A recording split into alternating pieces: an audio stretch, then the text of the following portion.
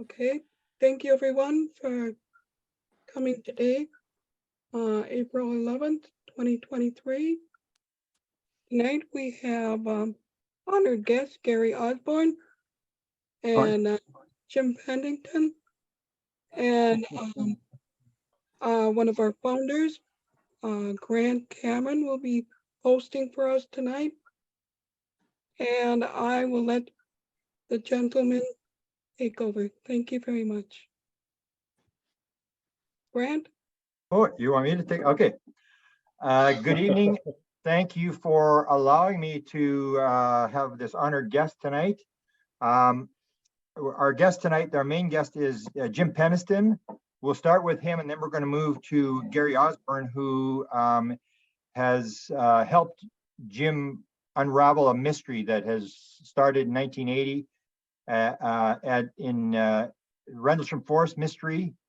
I got interested in this case because of two reasons. One, and all of, this is a group from Manitoba, so most people in Manitoba will know about the Steve Mikulak case that happened in Falcon Lake in May of 1967.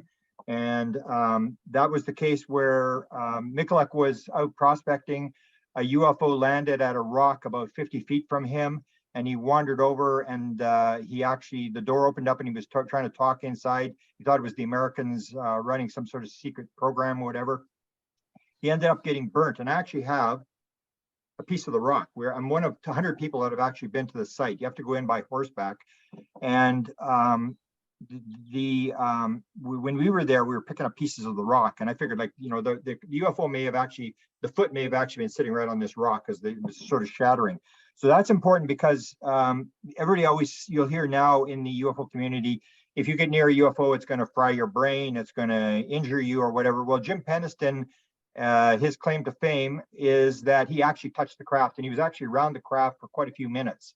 And so we're going to get into this story about what happened in 1980. And the other reason that I was interested in this story is because Jim told the story that when he touched the craft, he got this binary code message. And I have had a message to myself. This happened in February 26, 2012. And I call it like a download experience where something comes into your head and you know it's absolutely for real. You don't know where it's coming from. And so I was always interested in downloads. I actually wrote a book called Inspired, The Paranormal World of Creativity, where I looked at people who have downloads and people who get material. So I was very interested in Jim's message. I've always been interested in what they were trying to tell him. And that's where Gary Osborn comes in.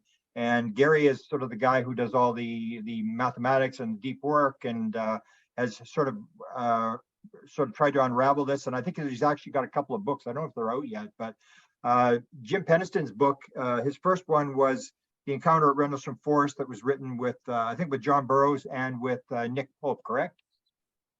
That's well, Nick wrote it. Yeah.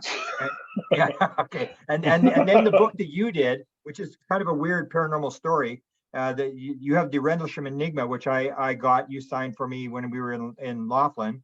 And it's a book that is just huge. It's like 700 some pages, and I have lost the book. I've been looking for it for months. And I always would quote people between 6 pages to 610. If you get the book, and I suggest you get this book because it has everything. Like Jim tried to put everything in there, like answer all the questions, be very detailed about how this all worked. I would always quote people. Now remember though that Gary wrote all the chapter endnotes. He wrote the epilogue. Yep. Gary is key to this whole thing. I mean, if it wasn't for him researching everything, I mean, from witness statements to that, it wouldn't be the book it is. I'll tell you that right now. Yeah. Yeah. But it is a very detailed book in terms of, if you want to know the real Rendlesham Forest story and the details, it's all there. And that's why it was so strange. You're sort of like you misplaced your 55-inch color TV. It's like, how could I misplace a book like that? I only, like, it's like just weird that it's there. And that's the Rendlesham Enigma. And I've had that book for years, and I've gone through it numerous times. And every time I want something authoritative, because that's one of the things that people will say. There's different versions of the Rendlesham story. There's all sorts of books that have been written, and I figured this is the best book there is in terms of detail and accuracy. And so welcome, Jim, and thank you for coming to our group here in Winnipeg. and talking to us about what is, I guess the Brits call it the Roswell case of the UK. It's the biggest story that ever happened there. And you were probably the main witness or one of the main witnesses that was involved. So maybe you can, for people who aren't familiar with what happened, you can sort of set the story as to what actually happened there and why this is so important. Well, I'll tell you just a little bit about the two bases. They're twin bases. They're separated like 3 miles apart. RAF Woodbridge, RAF Bentwaters, and between them they had a total population of maybe 10,000 U.S. servicemen and civilians. We had the largest tactical fighter wing in the United States Air Force at the time. Now, we've had the largest tactical fighter wing ever. Okay, they haven't. It was the biggest. Even today, there's none that big. I was working as a flight sergeant over on Woodbridge Base that night, and I was dispatched to the East Gate. I met up with a couple of patrolmen. I took their information down, and they were saying that it landed in the forest, an object, and it looked like something on fire, so I called it on the direct line to CSC landline, and at the time we had like a status of forces agreement there. You couldn't go off base unless there's an emergency situation existed.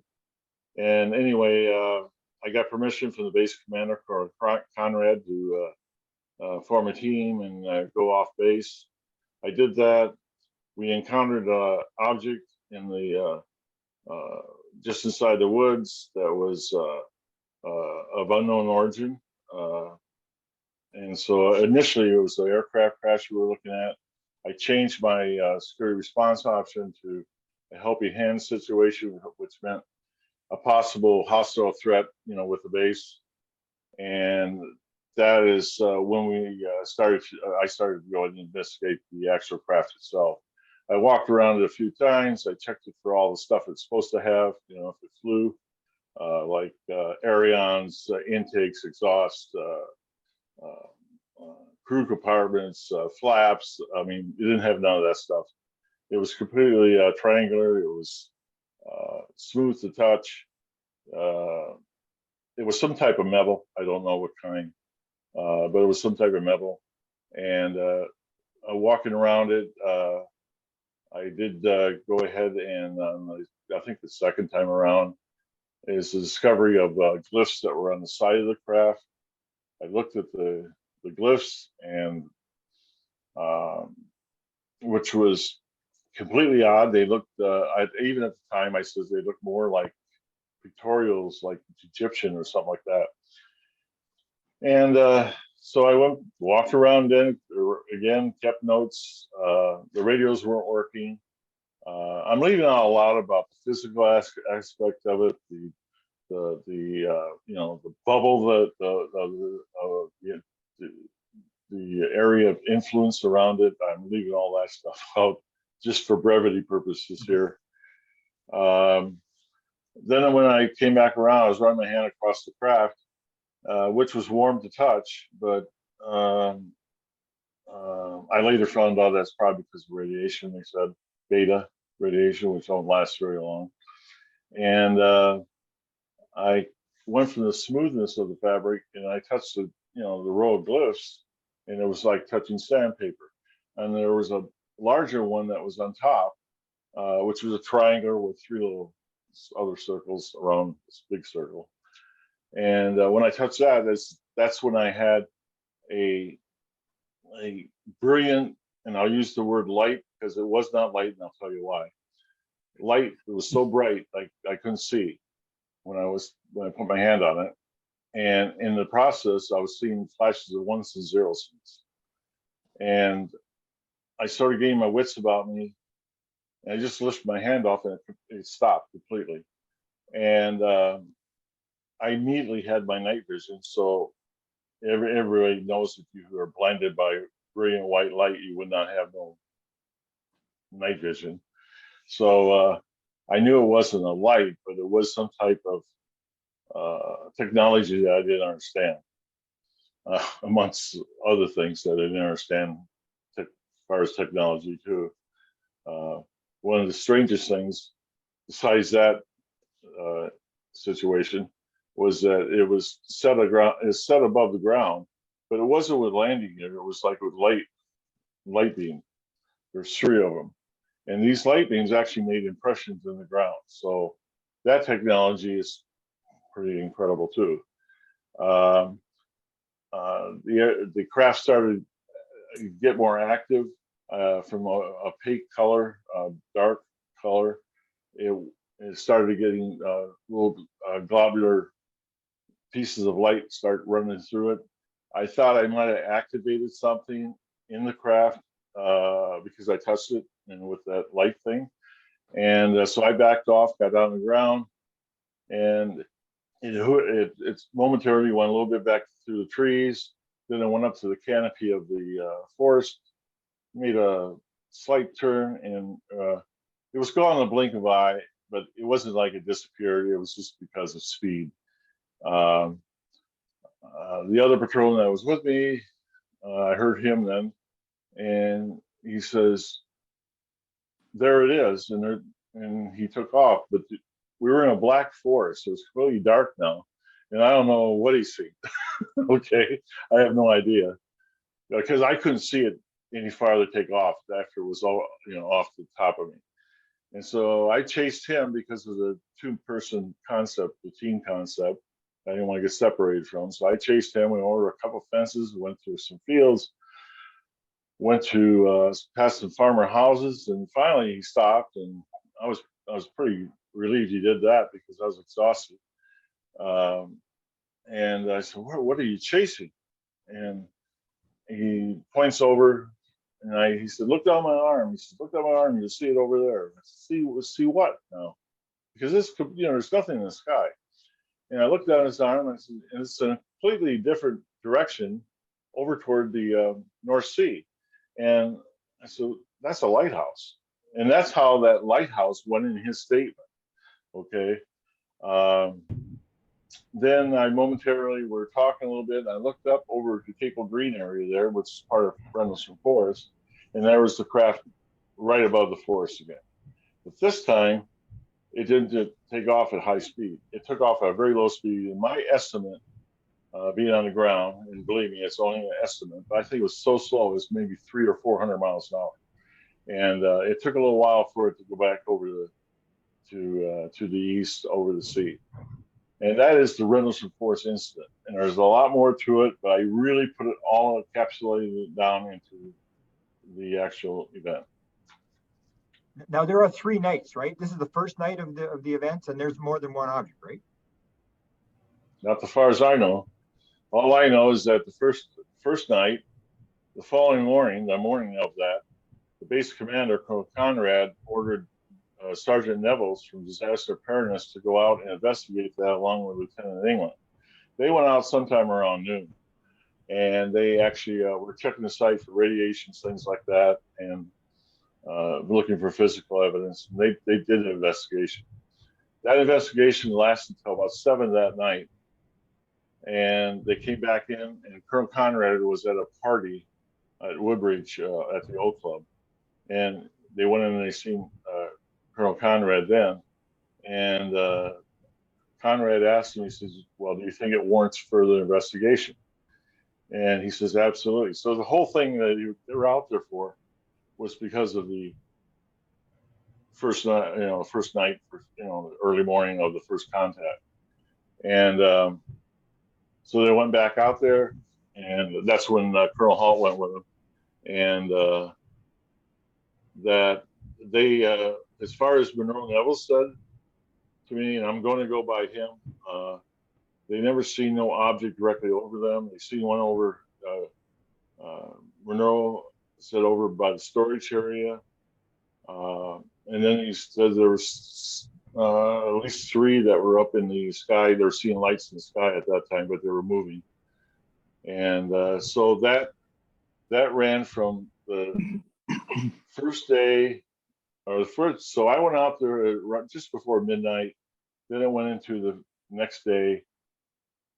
Monroe Nevels went back out there up to the evening, And then that investigation on the second time out there ran into the third morning.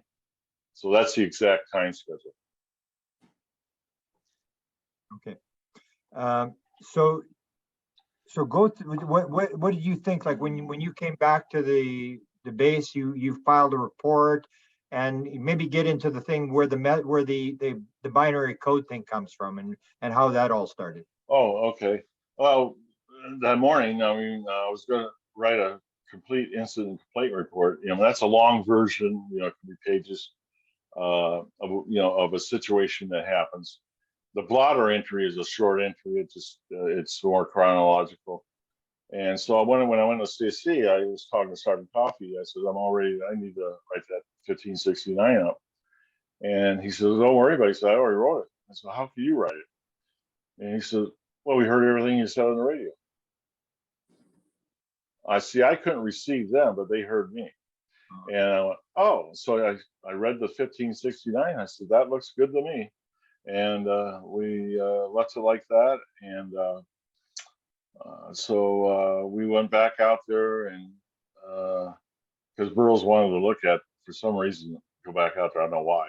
I mean, the morning was enough for me. I mean, I didn't have to go back out there. And anyway, he looked at some stuff. He actually the one that found the impressions in the ground. Like, he was shocked that they were there. I don't know why. Then I went home. The course of the day went by, and then I'm trying to sleep that night, and I couldn't sleep. I just kept getting these flashes and stuff of these ones and zeros, and I was pretty disturbed. It must have been around midnight or something that day. And so I get up, I make a pot of coffee because I'm not going to sleep anyway. And so I'm sitting there at the table, the kitchen table, and I'm looking. I get my notebook, and I'm looking at the stuff I drew in there and the notes and things like that. And then I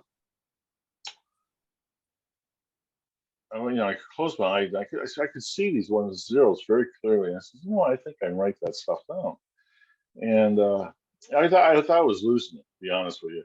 I thought I would have to, go to the base hospital, and I was, it's because of the trauma of the incident. That was my guess at the time.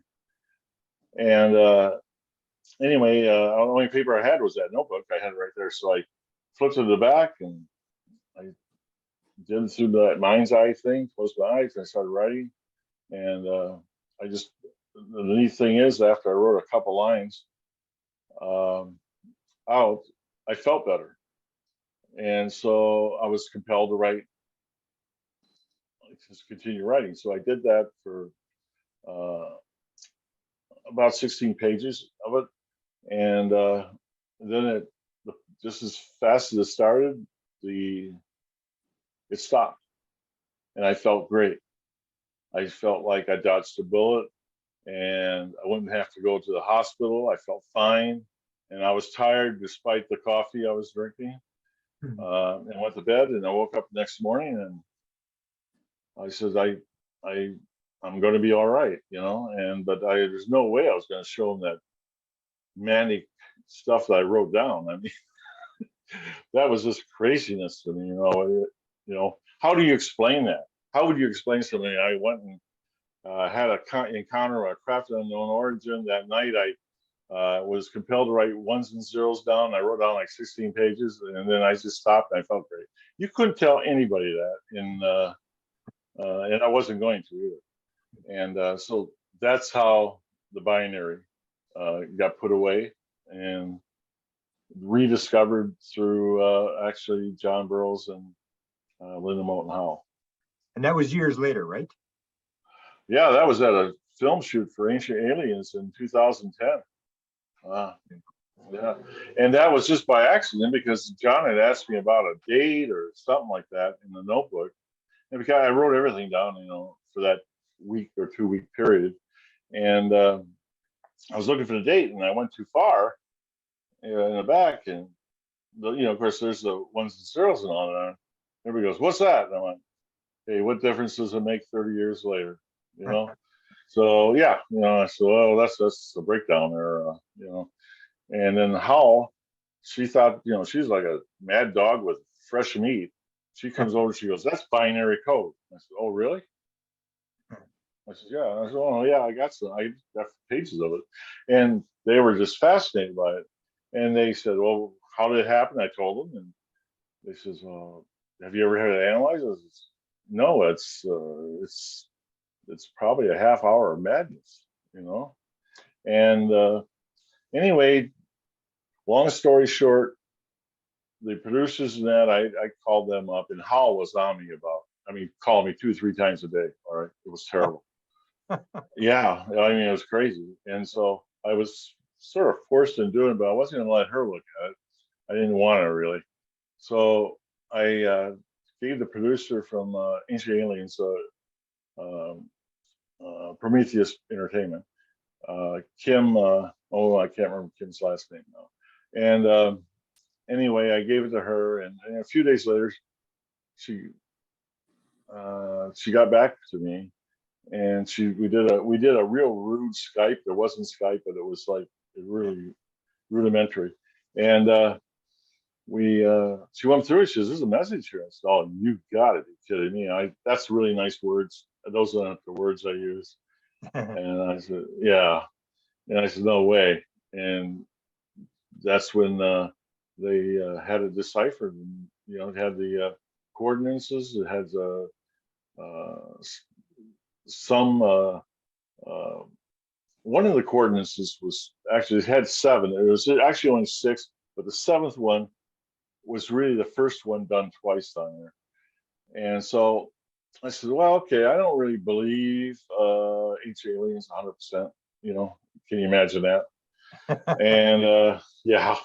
And so I sent like 4 or 5, I can't remember what it was, 5, 6 pages, I can't remember, to Howell, because she said she had connections, and she probably did. And she said she had somebody in Australia, and she had somebody in North Carolina or South Carolina, and they could decipher. I said, okay. So I sent them over to her, electronically. And it was like 3 or 4 days later, she calls me, and she's like, just giddy. I said, what's going on? She says, there's a message in that code. I said, okay. I said, what does it say?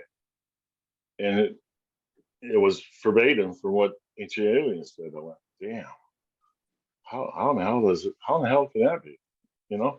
So, I was in disbelief, the whole code system, with the whole thing with it from 2010 on, until, and that's one of the reasons I got a hold of Gary, because I had a friend of ours, a mutual friend. I didn't know Gary, but a mutual friend of ours says, because I was having dreams about 23 and a half, which is really crazy. And she says, this person knows something about that. I said, about temperature? No. She says, I don't know. He's into that stuff. I said, okay. So we get in contact with Gary. So I talked to him about it. I end up sending him some pages, and I says, work on it. We agreed that he was going to work on debunk it. I wanted to debunk it. I didn't care how, what the results were, at all. They can just say it's, I don't know, madness. I don't know, whatever.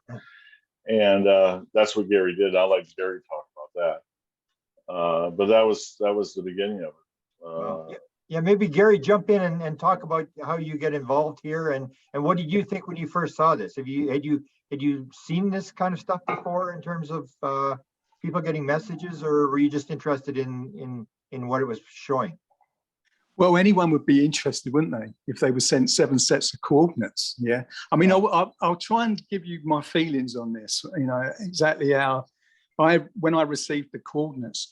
Well, first of all, I received an email from Jim, and he was saying, could you make it to the conference that was being held in Woodbridge, for the, was it for the 30th year? Was it 30th anniversary? Yeah, that was it. Yeah. And you that's what you sent me first of all, and I said, I don't know whether I'll be able to make it because it's near Christmas and I might be visiting relatives, So I put that off, kind of thing. I said, well, and then you said to me, look, I've got coordinates here, 7 sets of coordinates from this binary code. And I thought, well, what's the binary code? Funny thing is that I remember the newspaper, the News of the World, when it first came out in the News of the World in 1983. And I remember reading that then, and I thought that's a very interesting case. And I kind of followed it through the years. And I remember the week before you got in touch with me, you were being portrayed by an actor in a documentary on the TV, and I thought that's an interesting guy. I'd like to talk to him. And then you got in touch with me out of the blue when you sent that email. So, and what I wanted to say is that I met Nick Pope by chance, right, in 1997 in a local pub of mine, which was on the River Wandle at this craft market, Merton Abbey Mills. And this pub was the William Morris on the river. And he walked in one night, and I thought, I know that guy, the UFO magazine, because I had my own experiences, and I was reading these UFO magazines because I was doing research on my own experiences. So when I saw him, I thought, hey, he's walked into my reality. It's got it's like a synchronicity kind of thing. I need to go over and talk to him. So I introduced myself to him, and I didn't know that in 1997 he was actually researching the Rendlesham incident. And you never knew, did you, Jim? You never knew that I'd met Nick before. No, I didn't. And I've met up with Nick a couple of times in that pub to talk about my experiences, but it kind of petered out, and we went our separate ways because I don't think he realised what the experience was I was talking about. So I'm just letting you know the lead up to my work on the code. And I think this is all important because, there's been people I've met through the years that have been indirectly or directly involved in the Rendlesham incident and the code. And also, Jack Safadi, the physicist, is another one that I got in touch with in 1999. But anyway, you didn't know at the time that I'd met Nick Pope. And when you sent me that email, and I think I did tell you, I think, well, I met with Nick Pope, years ago. And I didn't know then he was researching the Rendelsham incident and he was interviewing you, and then you get in touch with me. And I thought that maybe Nick Pope might have asked you to get in touch with me, but it wasn't. It was because it's mutual friends. No. So anyway, that's not the mutual friend. You're right. Nick wasn't the mutual friend. No, it was somebody else. So in the title of your email, one of your emails, I mean, it might have been the second or third, you said 23, you put the title 23.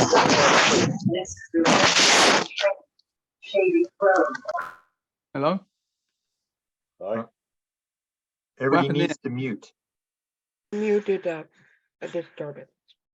Okay. I'll carry on. Yep, go ahead. Yep. Yeah. The title of Jim's email was 23.5 degrees. And I asked him, I said, why did you put that in your title? He said, because I had a dream about 23.5 and, you was mentioned in that, that you work on this or you've been doing research on this number. And he said, I thought it had something to do with the temperature on the planet. I said, no, it's the Earth's obliquity angle. It's tilted at 23.5 degrees in respect to the ecliptic plane of the sun. It's orbit around the sun. And even though it's 23.43 degrees now and it's slowly decreasing, 23.5 degrees is what they use in most textbooks. It's a kind of all-round figure. So I said, no, it's about the axis, about the Earth's axis. And he said, I don't know why I've been having dreams about that then. And I said, well, that's my research. I've been working on that because I've been finding all these references to the angle, 23.5 degrees, and all these old paintings mostly from the 17th century. Now, but I won't go into all that right now, but it did happen to come up in the code from the additional information I was able to decipher from the coordinates in the code. But anyway, after that email, Jim sent me the remaining 6 sets of coordinates. The first set of coordinates was announced to the public on the Ancient Aliens episode, which was High Brazil, where it's the location of High Brazil, which is, it's submerged. It's an island that's submerged under the sea off the west coast of Ireland. And that was given in the Ancient Aliens episode with a decipherment of the first 5 pages of the code. So Jim sent me the remaining 6 sets of coordinates that were deciphered by Joe Luciano. And when he sent them to me, And this was on Groundhog's Day. This was on February the 2nd when he sent me to him. It happened to be my son's birthday. But I realized there was a kind of connection with the High Brazil because the kings of Ireland, you know, the Tuatha Danann, who were the fairy folk of High Brazil, that date, the 2nd of February, was associated with their queen. So there's a kind of connection there with High Brazil, you know. Anyway, I found all that out later. But anyway, he sent me those 6 sets of coordinates, and it was just really dramatic watching the cursor move to all these ancient sites around the globe using Google Earth Pro. And they were mostly sites that had pyramids or like a sacred mount, you know, like at Taishan in China. And there's the Nazca coordinates. One of them is Nazca. And the Nazca coordinates that were found in the code are actually inside a petroglyph of a triangle, you know, that you could sort of see as kind of like a connection to the Great Pyramid of Giza, which when Manu Safesadeh and I was working on this, because he was the one who found the triangle around the Nazca coordinates, he discovered something about it that made a connection with Giza. So all these sites, all these ancient sites had some kind of connection with ancient pyramids. We don't know about High Brazil because that's under the sea, but yeah, all these sites had a kind of connection. Anyway, I wanted to see all these coordinates all together on a flat map projection of the Earth instead of Google Earth, you know, because Google Earth, you only see a couple of them and you have to turn around, you know, turn the globe. And I wanted to see them all together on a map projection of the Earth. And then I thought, well, I'll do what I usually do, which is the way I approach my research on the 23.5 degree stuff. Started measuring the angles between the coordinates on this flat map projection of the Earth, what you'd find in Google Maps at that time. And I found that the angle connecting Nazca to Giza was 23.5. And the angle from Giza to Karakol, which is Belize, like the Kana Pyramid in Belize, in Karakol, was 23.5 degrees as well. But it was kind of perpendicular to the other angle, you know, like a 90-degree perpendicular. And I thought, Jim's yanking my chain here, because I've already been working on this. And I thought, I wonder what this is all about. So, and then I found a 51-degree angle, which you would recognize as being the side angle of the Great Pyramid from Nazca to High Brazil, or High Brazil. And then I realized what these coordinates were doing when they were drawing up a 2-dimensional image, like a triangle image of the Great Pyramid of Giza, aligned to the Greenwich Meridian and the equator, you know, with its internal chambers as well. It's pointing to its internal chambers that we know of, and it's pointing to a third one. So I thought that was quite cool, you know, and I had a word with my co-author at the time, Scott Crichton, and he said, "Oh, don't touch it." I said, "It's all." So then I thought to myself, no, because the way all this was coming together, it was kind of complicated, you know. I don't think Jim would have the patience to actually sit down and work all this out. No. You know, a lot of people were saying that he must have hoaxed the code, and it was just, no, that was. And as time went on, and I've been working on this now for 12 years, I've now come to the conclusion that no, he never hoaxed it. He couldn't have done. He just hasn't got the patience to sit down and do this stuff. And the other thing is he hasn't lived and breathed this stuff like I have, you know. And the things I already knew, the things I was already researching, I think prepared me for my work on the code. And there's stuff that Jim wouldn't have known about, you know, especially about Giza, because Giza is a very special part of the code. It's a very key location for the code, because it's what it's telling us about Giza, what has been built at Giza, the things that have been encoded at Giza, the mathematical properties of Giza. It's as if it's giving us those secrets now. The code is uncovering all this for us about the Giza Plateau and the monuments there. And as I was saying before we came on, Grant, that I had to wait until 2018 until I had the last part I would have needed what I'm talking about is I needed all the tools, calculators, online calculators, all reliable and accurate data, especially mapping data of Giza, which only became available in 2018 for me to decipher the code properly. So we're talking about a code that originated in 1980, and I had to wait until 2018 until I had all the tools I need, all the programs I need to be able to decipher it. And that in itself is phenomenal. You know, so it's a time sensitive, it's a temporal anomaly. The code is a temporal anomaly. It's telling us things that only come up later in the future, or you have to use these programs that you'd need in the future to be able to decipher it. Yeah. So they're making you work it out, and I think maybe Jim can comment on this. What you guys thought as it sort of unraveled, because I'm sure that Jim was going like, "What are you talking about?" Like it's just, it gets more. You remember I got you in with Jimmy Blanchette, who started the same sort of thing with the angles and how everything seemed to link. But you had to go through all this work to get to it. It's not like they give you land on the White House lawn and give you a speech and tell you what's going on. Right. They make you work for years and years and years to figure this thing out. Yeah, it's before Jim says it. Oh, I want to talk, you know, there's the book, by the way. I've got that out. There's the large symbol that Jim touched, and he had to download a binary. You know, and yeah, it is a big book. Yeah. And I want to thank Jim for mentioning my work on this research I put into it. I mean, it did take 4 to 5 years. You got more books coming? Yeah, I'm working on them now. As I said, I think the last time we spoke, Grant, I did say that I had got another book, 2 books that I'm working on in tandem, and I hope to get the second book out this year. In fact, no, that's got to come out this year, and then a third book maybe next year. That all has to do with this, what you learned. The findings of the code. There's so much information that was encapsulated in just those 7 sets of coordinates. Exactly. That it's enough material there to fill 3 books. Yeah, it just gets more complex as you move along, right? Yeah, and it's very difficult for me to try to explain the findings of the code and describe what I found. You really have to follow up on what I've done myself to actually really, really appreciate the mathematics of it. It's meticulous mathematics. And you mentioned Jimmy Blanchette. I've been working with him, and he's found things in the Rendlesham code himself, so which is very important, because he's an independent researcher. He's also looking at and he's finding things with the code.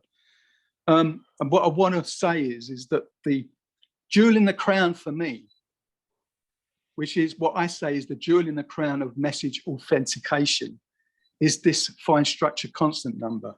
Okay. And of course, the fine structure constant, you don't really have to know about what the fine structure constant is, but it's the nuclear forces of electron, proton. It's the ratio of the square, the charge of an electron divided by Planck's constant and speed of light. But you don't need to know that.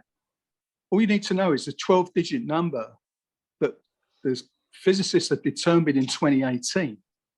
And then you find that the code uses the Giza plateau and a special latitude running through Giza that generates that 12-digit number that came up in 2018. And there's no way anyone could have known that or predicted it. To me, that proves it. Well, it's the way the code authenticates itself. That's the way it does that. It authenticates itself. All the other stuff that's come out of the code, all the other information that emerges from it, it needed to provide proof of its. It needed to authenticate itself first before you could take all the other stuff seriously. So that's how it authenticates itself.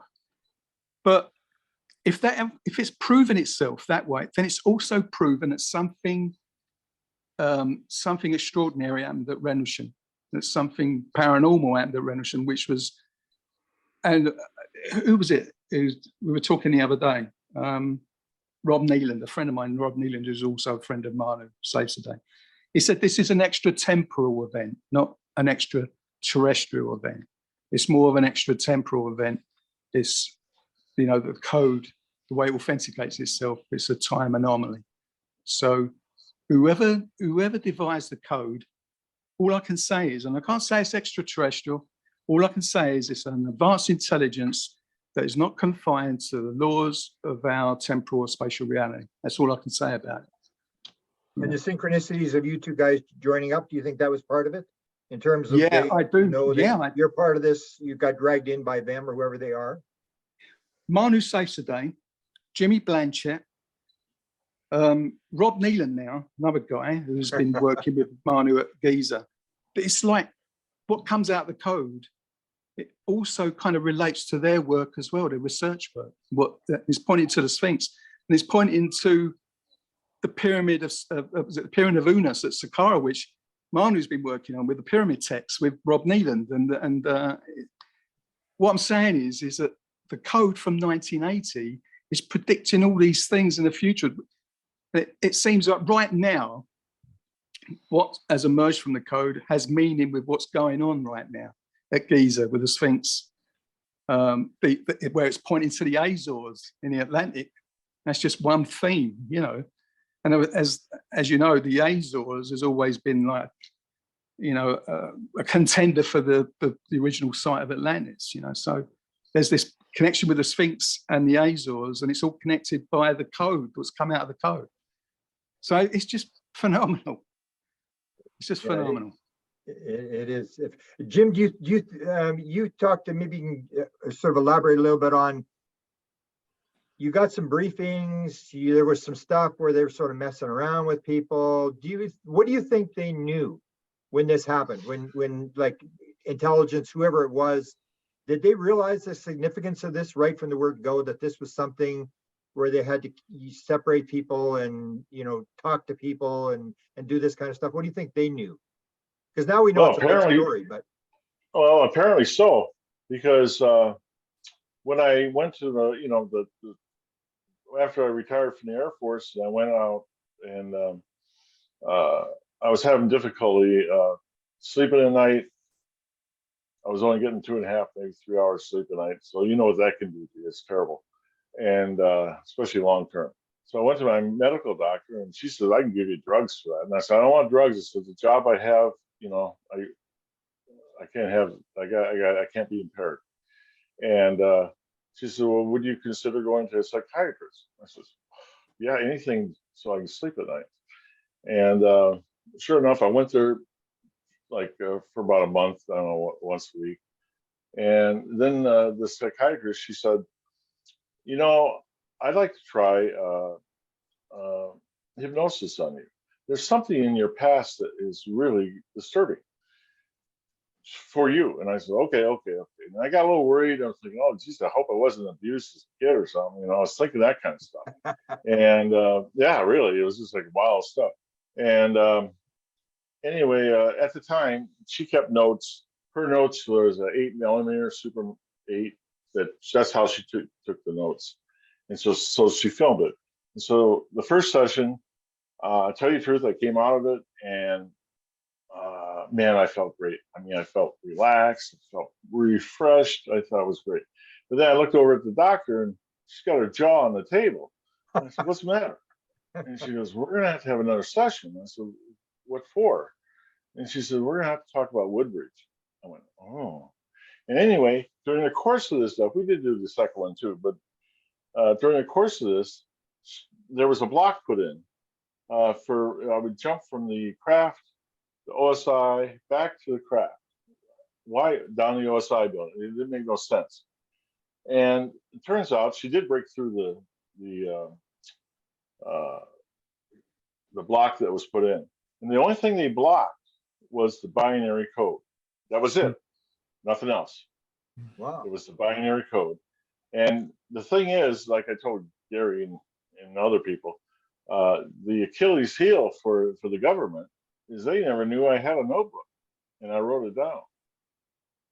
That's the Achilles heel.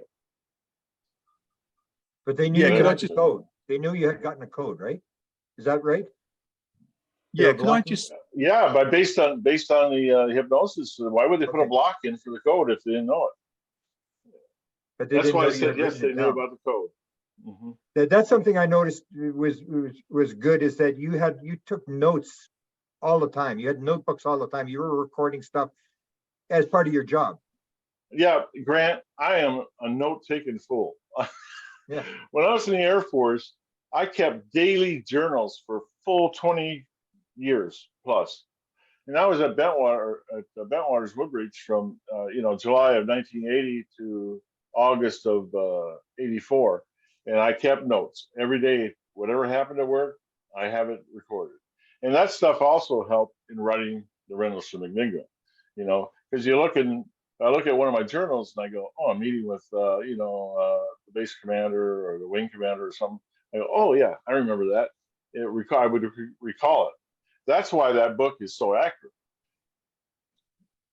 And what did they do? How did they do the block? Because there's all these stories about the drugging and all this kind of stuff. What do you recall as to what they were doing? And how many times did you get briefed? And were you actually moved? Were you separated from the other people in the event? Oh yeah, everything's always individual.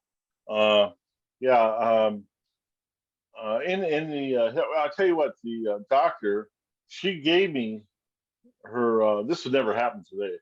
She gave me her notes, the 2 tapes that she took of those hypnosis. I have them, and so in there it shows me receiving a drug injection, and that there was in there. So that's all shows it in there, and that also created a lot of the direct dialogue that was between me and another patrolman or something like that, because it was very detailed. And they did do that. I'll tell you, they didn't just do it to me. I mean, if you get enough different stories coming out, then all of a sudden it's manageable for the intelligence service. It's manageable for them to have different stories out there and for containment. And I'll tell you what, it was me and another guy, Decenza. We're over by law enforcement desk about a week later, and we run the burrows, and he's all panicking. I said, "What's wrong?" He said, "I gotta go down to the OSI building." I said, "Well, okay." I said, "You go down there, you tell him everything. Tell him everything. Don't hold nothing back." Okay? He said, "I will." I said, "You tell him everything, it'll go away." I actually believed that. I actually believed it was going to go away. That's what they said. They said it was going to go away. And he said, "Okay." So, and I put that in the book too, because he went from knowing everything I did when we were getting debriefed at the base, the wing commander's office, to he can't remember anything. So his block is just, this whole thing's taken out, I guess. Can I yeah, jump on in, Gary.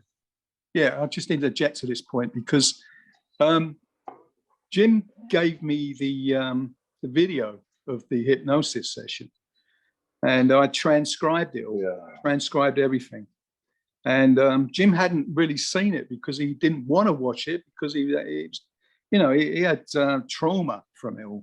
So he could only. I tried 1,000 times, didn't I, Gary? I'd watch 30 seconds of it. I couldn't watch anymore. I mean, I tried 1,000 times, couldn't do it. So I just gave him to you. Yeah, so I transcribed it, and then I got Jim on Skype, and I read it all out to him. What they did was they put a block on his memory of the actual point where he touches the glyph, and he has a download a binary code, which he calls symbols in his mind, symbols, ones and zeros. And you see that they put a block on that, and the next thing he knows is John Burroughs getting up behind him. Yeah, and then the craft moving back and going to take off. So all that part where he's actually having a download a binary code, they blocked it. And they blocked it with a nursery rhyme, Mary Had a Little Lamb. So every time Jim tried to remember that part of the incident, of his encounter with the craft, he would hear somebody, a male, reciting this nursery rhyme. And he couldn't get through the block. And it was the hypnotist who removed that block, you see? And it all came out with what I was able to transcribe from the video. And I told Jim, and he was, wow, because he wouldn't ever watch I did say that, didn't I? You was actually really emotionally affected by it, wasn't you, when we were talking about it? When I was it bothers me right now, you talking about it. And there was all these points made during the hypnosis session where he's talking about Burroughs and his feelings about what he was actually experiencing at the time. And it was all there in the hypnosis. And so we thought we'd put a chapter in the book about the hypnosis alone, you know. And that is really, a lot of people who read the book say that's really fascinating, that part, you know, because it's like something out of MK Ultra. Well, With that's this what makes book. me wonder. They must have known right from the word go that this was not just any UFO sighting. They must have realized this was something significant. And Yeah. that's why all these people, and maybe you can comment on the other thing that interested me most in the book was when you get confronted by Kit Green, who was formerly the head of the Weird Yeah. Desk at the CIA, and he wants your DNA and he wants to do an MRI on you, and he comes to see you and he offers you full disability, the whole thing, as if they know something and you're this key guy and you didn't buckle. You Burroughs went for it, but you didn't go for it. Maybe elaborate on that. I tell you, Grant. Yeah, we talked about this. I think that was within that 4 hours we talked about in November. I tell you, yeah. Anyway, Burroughs had met Green out in Green and that guy that's on TV all now. I guess the Gary, what's his name? The scientist from Los Angeles. Nolan. Gary Oh, Nolan. I know. Nolan. You're talking about Gary Nolan. Gary Nolan, yeah. Yeah, so he met with him, and man, our attorney was with him, and this is out in Arizona. I wasn't there, and I'm going by what the attorney told me. And he says, I left the room, and John, he come back in, he had his shirt off, was ready to get blood and everything else. He says, "Whoa, time out!" He goes with Nolan. He goes, "Time out! No way!" He stopped it there. So they wanted, according to Green, they were doing the research because of the closest that we were at the craft. And apparently there's 50 other people. That's his terms. I'm using what he's told me. And that they've been researching, and apparently there's some way for it to block stuff. And if the farther out you are, you're more. If you believe in fairies, you're going to see a fairy. If you believe in aliens, you're going to see an alien. I mean, this is the kind of stuff, that. But the closer you get, it will be less intense, which doesn't make sense what he's saying, because you think you get closer to an object, it'll be stronger, And he says, he says, we think that when you talk about the bubble, the sphere of influence, that 15 feet in there around the craft, once you got in there, time distortion was going on, he says, and everything else, but you were seeing the craft for what it was. He says there was no projection coming out, no cloaking, nothing like that. You've seen it for what it was. And he says, that's what we want to go ahead and investigate. And so he wanted to set up a meeting, and it's in the Rockford Collection chapter of the book. And he wanted to set up a meeting in Rockford, Illinois, is what we agreed on. That's not far from where I live. And I said, well, I'm not going to see him alone. I said, I want my attorney to. And so well, we ever hear of ex-CIA? Come on, yeah. And so Pat, my attorney from Jackson, Mississippi, he flew up. He paid for it. He paid for his trip up there and all that. And it was a 2-day meeting, and we sat down with him, and that's what he's telling me all this stuff about. He believes that, this is a lot of stuff there. He said that he believed that this phenomena, he called it. I said, the craft? He goes, yes. He goes, we believe it leaves a signature in your mind, in your brain, that you can find out from an MRI. What kind of signature? He says, yeah, I mean, I was like, what the hell is he talking about? And he says, a signature that, that only close contact will record. He says, it's been in other cases. I says, well, why don't you get a hold of them? He said, well, they're no longer alive. I'm like, whoa, that's not good, I mean, really, he said they're all dead except for me and Burroughs. And I'm like, oh, well, this is the story he told anyway. So he wanted me to get an MRI, and he says, I want to have your DNA thoroughly checked with that Nolan at Stanford. Yeah. And I said, oh, I don't know. I was really hesitant. He says, hey, he says, we'll give you full-time disability, he says, for the VA. I went, what? I says, I don't need VA disability. What the hell, you know, there's people out there that actually need it, you know, missing limbs and brain injuries and all that stuff. And I said, I'll think about it. I never got back to him. There's just no way I was going to do that. First of all, it's fraud. And second, it's dishonest. And there's nothing free in the world, Grant. If he's saying he wants to do something for me, guess what? It's not free. There's going to be payback of some kind coming down the road. And that would actually mean you're bought and paid for, you know, at that point in time. And I think that's how they talk. And I'll tell you what, I did talk to one of the other people that Green was on back in '69. That I talked to Jack Safari about it. I talked to Putnam, is it? Put To him. Yeah, that's it. And I talked to them, you know, of the internet, and they're saying, you know, you probably want to stay away from Green. You know? Wow. Yeah. Yeah. That's exactly what Putnam was. That's what he said. Wow. He says he's different, and he left it like that. So I think that the indication I got that maybe he wasn't a former CI, maybe he's still on payroll. You know, I mean, why have this meeting all these years later and want to talk about this stuff now? You know, he did try to buy me though. Because there was rumors about all sorts of people they wanted their DNA, like Whitley and Chris Bledsoe, and there was all these stories that they had this. I think he told you there was 8 guys working on it, right? There was 8 guys working for the. That's DOD. right. You asked him, "Are you working for the Yep. government? Are you a contractor?" You confronted him, right? Yeah, he said he's a contractor. Yeah, 8 of them. Yeah, the 8 of them, they're working, and they work for Bigelow Industries. That's what he said. Yeah, and they're doing this injury. That's what makes me wonder, like how much they really know. Because I heard the story. Burroughs tells the story that Kit Green came and told him to do a certain type of yoga and a certain type of meditation. And I said, "Did you do it?" And he said, "Yeah." And he said, "Did it make it better?" And he went, "Yeah." And it's like, and I said, "Well, where do they get this stuff from?" It's almost like they're working behind the scenes. That's why I always wondered about the Rendlesham, that they seem to know right from the word go that this was a big time case. This is not just a UFO sighting. And like the Germany guys came in. Is that true that where they come in and get the stuff, where they fly in from Germany and all that kind of stuff? It's almost like everybody descended on the base to try to shut this thing down.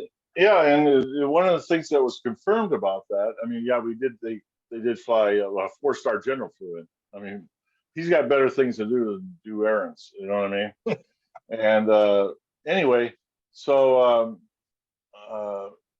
when Colonel Highbush took over, it's just another chapter in the book. He was my lifeline. He's my safety line. The Air Force gave me him. He replaced Major Zickler as a squadron commander. Get this, a full colonel replaced a squadron commander that's a major. Wow. What's the purpose behind that, right? And I'm there like 2 days. He's there like 2 days after Zickler leaves that. And I get a call, and I'm working on plans and programs for the squadron, writing defense plans, stuff like that. And that's where they moved me. I just seen watch me better there. And anyway, I get a call from them, and the new squadron commander, Colonel Highbush, wants to see me. So I'm thinking he wants a briefing on like 4102, some defense plan, this, that, the other, you know. So I go on down there, man. He shuts the door. He says, "Hey, you want a cup of coffee?" I went, "What?" And he gets a cup of coffee, and he says, "I'm Chuck Highbush." I go, "Okay, sir." He says, "I was working at the Pentagon before I came here." He says, "I worked for Security Police Intelligence." He says, "I read your statement." The key thing about that is that one, the 4-page statement I wrote that hasn't been made public, he said he read it, and that means it went to the Pentagon. And the other thing, he said that and there's, you know, he says, "I'm here." He says, "I'm going to be your lifeline. Anytime you have problems, issues, or anything like that with this incident, I want you to come back to me." So I did that for the next 10 years. Okay. We went to different assignments. He got promoted to Chief of Security Police Europe, and still he'd show up at the base, we'd talk. I show up at the headquarters and go talk to him. We'd do a cup of coffee and he asked how things going. And so our contact remained like that. And so the Air Force never left us high and dry. They took care of us. At least they took care of me. Okay. Did the I don't know. phenomena? Did I answer your question, Grant? I get going. Yeah. Sometimes I just, it's always this, I always trying to figure out like what's going on behind the scenes, and like, did this thing follow you? Like, are you still, is it still part of your life? Because you hear like with experiencers that, stuff keeps going on. I know Gary's came in and there's a new chapter being written there that sort of elaborates what you started. But in terms of whether the military is still interested in you, or whether you yourself still have experiences where the phenomena is still interacting with you. Okay, I still have bad dreams. I still have that. So Rendlesham happened 2 nights ago for me. Oh, wow. You're okay. Yeah. Even though I'm still medication, they're a lot better now. So I haven't had, you're talking about like a UFO contact or something like that? Well, yeah, but usually, like, I mean, that there's, it's sort of like it's never sort of leaves you. I mean, you talked about the stress, which is part of it, or the psychological aspect, but in terms of, because you seem to be a main guy. I mean, if they gave you this main message that is now sort of unraveling, you can see that the government, like Kit Green comes back to you like 30 years later, and he's talking to you, which he seems to know you're important. And whether the phenomena has sort of followed you, because people will talk about having not major experiences, but whether they seem to be part of something bigger than themselves. Well, I'm definitely think that's the case with the code for sure. Yeah. But no, I don't have, I haven't had no recurring contact or anything like that. But in some of these dreams are pretty graphic. I mean, so they're manageable, but to say that I'm having contact or something like that. One of the stories I'd heard, and it may have come through Burroughs or somebody, was this thing where they were using guys like you to bait the thing, that to bring it in, whether you could bring this thing in, because there's the old idea they can't bring it in. So I mean, they would look at you or somebody who's had contact and say, "Can you bring it in for us so we can interact with it," or whatever they want to do with it. Well, that'd be pure fantasy if we said that. That's a fantasy thought, because I know nothing that, first of all, the technology with this craft is nothing that we can even replicate today. So no, it's the blind leading the blind. As far as, and we talked about it, there's so much disinformation going out there that, the government's really good at this stuff. I mean, most of this, I would say 99.9% from the Pentagon is all a false flag operation. That's all false flag. With the Navy and all that other stuff, false flag operation. And with ATIP, that's false flag. The hearings in Washington, I'm going to tell you what, and you know this too, Grant, there's nothing that you're going to find out any new stuff that's unclassified. That's not going to happen. Yeah. Okay. When they're doing like testimony in Congress, believe me, it's just general mumble, false flag stuff. Because the real core of the stuff is still classified top secret or whatever, so that's the stuff that's being, the disinformation that's going on. And do you think they've been able to unravel anything in terms of, like, when Kit Green comes and tells you about this thing about the brain, how much do you think they have unraveled, or do you think they're basically walking around in the dark? Yeah. No, Green, they're looking at how do you do interdimensional travel? How do you do time travel? That's what they want, the goal. Can you imagine that if that was discovered? Oh my God, how powerful would you be? Yeah. Oh, that was what Green said. Whether it's true, I don't know, but that's what he said. And the whole 2 days with Green was shocking. Okay, I mean, I get with the attorney at night, we'd have like dinner or something like that. wow, can you believe today? And he went, no, I don't believe today. I says, wow, where do we start? I mean, it was mind blowing. And, but I could see if you're a weak person, you could probably get led into anything they were saying, I guess. I And don't you got him know. pretty frustrated at times. He was pretty upset with you that you weren't playing. He got golf mad. that he He wanted. got so mad that the first day he got mad at me. We were having lunch. We hadn't even started yet, and he says, "I flew all the way in here from wherever, Detroit. I don't know where he's from." And he says, now he says you don't want to answer. And I says, hey, I drove 30 miles here. I said, I don't care. I'll leave. I don't give a shit. That's what I told him. I don't care. We don't do the interview. Like I don't care. And he was like, then all of a sudden he calms down. Well, he says, we gotta have some rules. There's no rules. There's no rules. I'm not no kid. Don't give me no rules. I mean, I'll follow laws and stuff like that, but not from Kid Green. No rules. Yeah. I mean, I suppose if you're a weak-minded person, you could get drug into and all that crap he was giving me. I'm trying to keep it clean here. Yeah, and you were out by then. You were out of the military by then, right? When Yeah, you were yeah, that was. Let's see, when did it have that? I can't remember exactly. Gary, when was that? Was it 11 or October when you retired? When you retired? No, when we not when I talking to retired. Green. When I'm talking to Green, when was that exactly? You recall that date? Yeah, it was in 2012, I think. Yeah, I think so. Yeah. 12 was it? Yeah. Okay. Yeah, so it was pretty frustrating for him, and but he Green he kept coming back though, and he wanted to. It turned out they stopped asking me a lot of questions, and that's when it turned to he was telling me information. Whether it was all true, I do not know, but yeah, he was telling me his information rather than getting information from me. They got it's to funny. that point. I just want to interject here again. A lot of my earlier research was what I later found out. What Kit Green and Gary Nolan were working on. With the parts of the brain that, that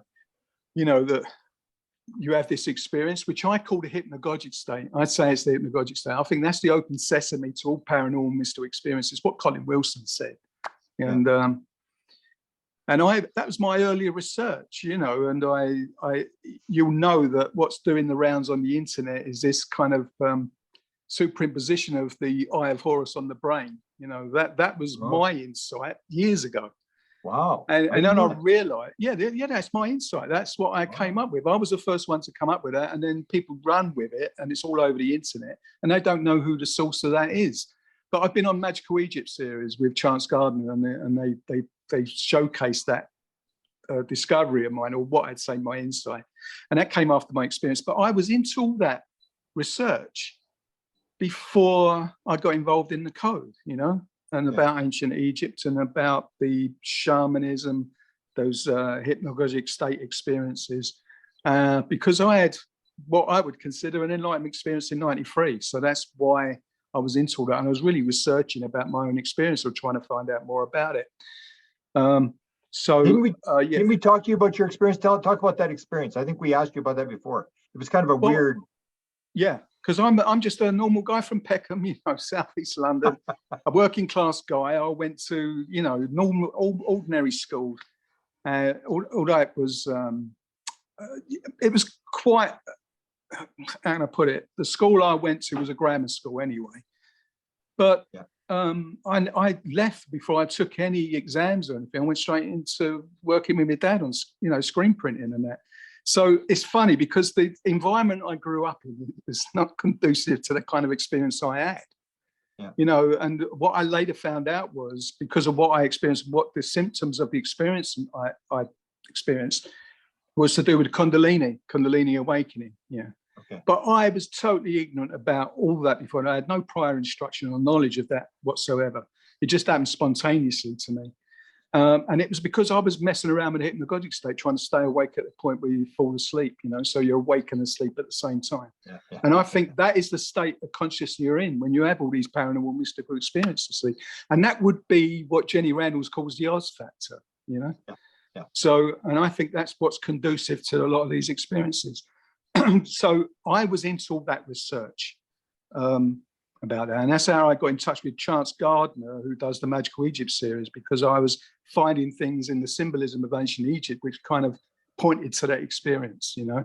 And then there was the connection with the Hindu Vedas, you know, and their diagrams and iconography of the Kundalini. And I'm sure that kind of related. I think Egypt had their own symbolism associated with that. See, and that's what I was doing. I was working on that. So yeah, all the stuff that I kind of realized later on that what Kit Green was into and Gary Nolan, and what they were looking at, these sections of the brain to do with the thalamus, the optic thalamus in the brain, which is what I would consider to be the third eye, the real third eye, because there's like three kind of components of the third eye: the pineal gland, the pituitary, and the thalamus in the center. And I was writing about that, and that's what in one of the first books I wrote, or the two first books I wrote, which was the Serpent Grail and the Shining Ones. And even Ancient Aliens took that about the thalamus, and they used what I'd written word for word in my book, but never credited me with it, about the thalamus on an Ancient Aliens episode.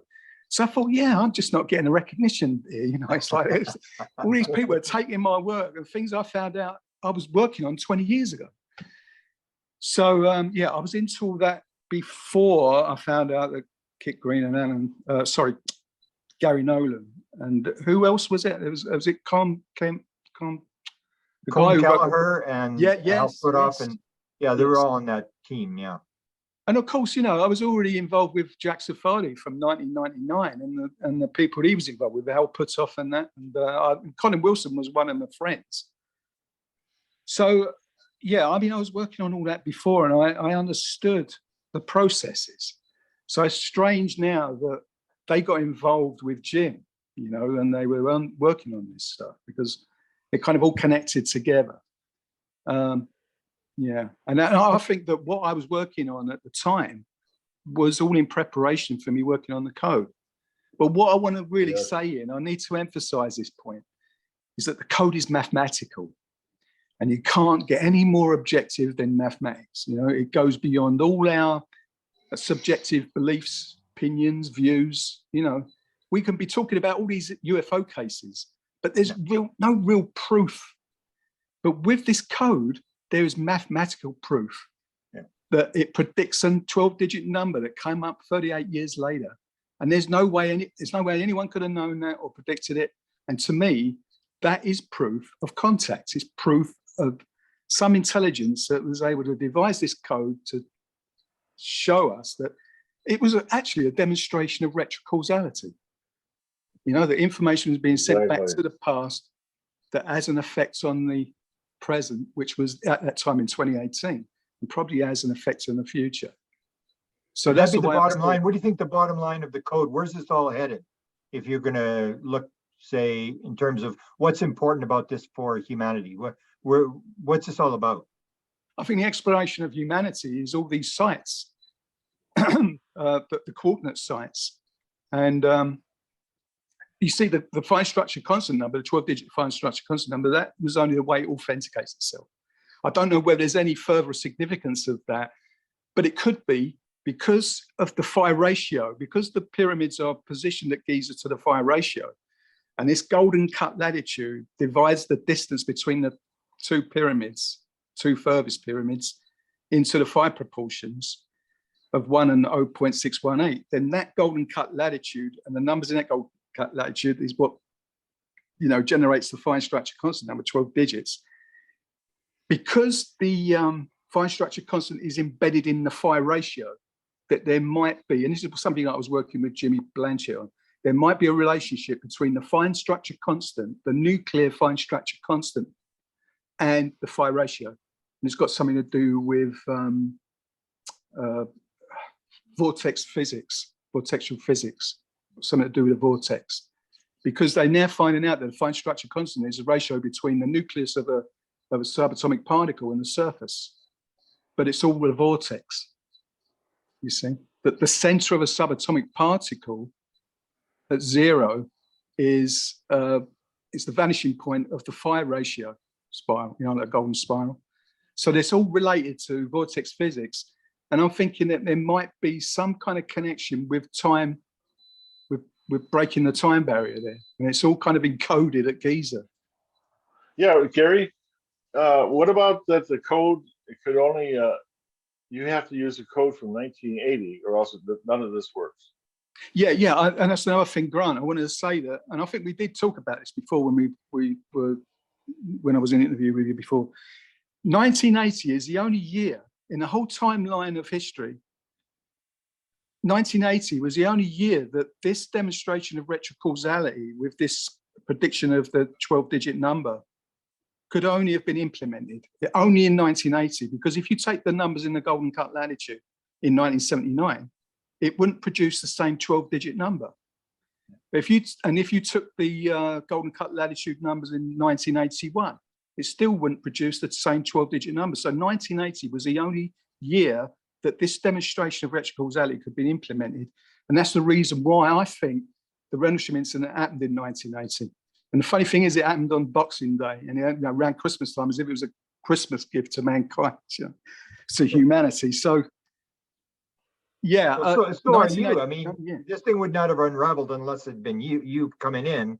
Is almost, that's where the connection between you and Jim is that you're part of the story as well to unravel this thing. That when I listen to these lectures that Jimmy Blanchette does, when you're finished, your mouth is hanging open. You just can't believe how exact this is.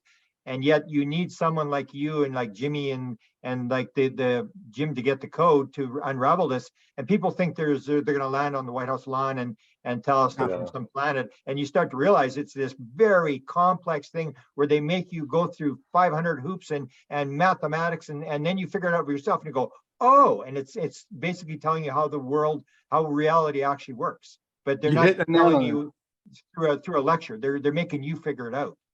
You hit the nail on the head. The only way anything's going to be proven is through mathematics, because you can't refute it. You cannot pull apart the fact that 2 + 2 = 4. You can't pull that apart. It's a fact. So when something is proven with mathematics, you've got to accept it. And I think that the code is the way it's telling us that there is a phenomenon. We know there's a phenomenon, but this code actually proves it through mathematics, that there was a message that was, was contact. And also Carl Sagan said, he said, what would make us sit up and take notice is if the fine structure constant was part of a message that was sent from an high intelligence or extraterrestrial intelligence. If the fine structure constant was in the message somehow, then that would be worthy of considerable attention. That's what he said in a book in 1982, I think. And if you look at his movie Contact, it's almost what you guys have done. Is the contact is they get this sort of a mathematical thing that they got to put the puzzle together, and they're sitting there, and it's this very complex puzzle. So I'm almost like you think, did Sagan know about this? Did he have an insight? Because it's almost your story. People watch the movie Contact. This is what's going on here. Yeah, but there's another thing, Grant. There's another thing that we're missing here, and this is something else is important. There was a movie called UFO with Gillian Anderson and David Strathairn. Remember that and it was actually in 2018. It was actually, it came out in 2018, which was when the fine structure constant number was predicted by the code, in 2018. And the UFO movie, it features a binary code message that has the fine structure constant in it. That's where you gotta wonder what's going on. Yeah. It's just also, Grant, now I think that there's you don't need to have your DNA checked and you don't need all this other stuff. But there is actual contact, because if they want to have contact, you're gonna have contact. If you don't, if they're in control on this. And so even going back to you in 2012, when you had this awakening of this contact, and that's what I'll call it, you were having communication at that point. There are people, I think, all over the world. I think the ideal situation, if we could have all those people in the same room, Yeah. just put them all in the same room, and then we can talk. You know, because I think there's pieces being done. You know. Yeah. Because there's other things, like, I don't know if you, like, when I saw the DNA, I don't know if you know the story of Tim Taylor, who is the guy in American Cosmic. He's the guy at NASA who, he said that DNA is the antenna, that's how communications take place Yeah. with DNA. And there Yeah. are actually antennas that are shaped like DNA molecules that for deep space transmission and stuff like that. And then you start to going like, wow, maybe these guys know something. That's why when I heard they went after the DNA, it may not be, well, like, why do you need someone's DNA? And it may be that it's all programmed in the DNA, and the DNA is not what we think it is. Wow. It's much more complex than we think. I accept that. I accept that, Grant. Yeah, that's Wow. actually what I was talking Wow. about when I was talking about the brain and the antenna. They're calling it the antenna. Yeah. You know, that's why I was able to. Yeah, in So, yeah, fact, Mark, you're on here. You can jump in. He told you that. Mark Olson, are you still here? What did Tim Taylor tell you about hair and about the DNA, about in terms of contact and the deep space thing? When they did the implants, it was the 150, whatever the frequency was, and it's the same as the deep space transmissions. But Mark, are you here? Yeah, I am. I'm right here. Okay, tell us what Tim said about the DNA. Tim said NASA designed all their antennas in replica of DNA. Yeah. So Wow. and if you'll think about these super spiral antennas, if you've seen them before, you know, I when he said it, it made all kinds of sense. And then you think, if our DNA is a receptor or an antenna, obviously maybe that's how our intuition works. That's how our interconnectivity works.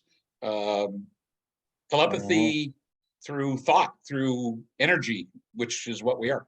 So that's, yeah, Tim was very interesting. And that was, I remember, Grant, you and I having that discussion with him, and he definitely was on that track of DNA being an hair antenna as well, right? He told you about hair being an antenna. Yeah. Yeah. So then you wonder, like, where's he getting this from? Because he's, you know, he's sort of like an insider.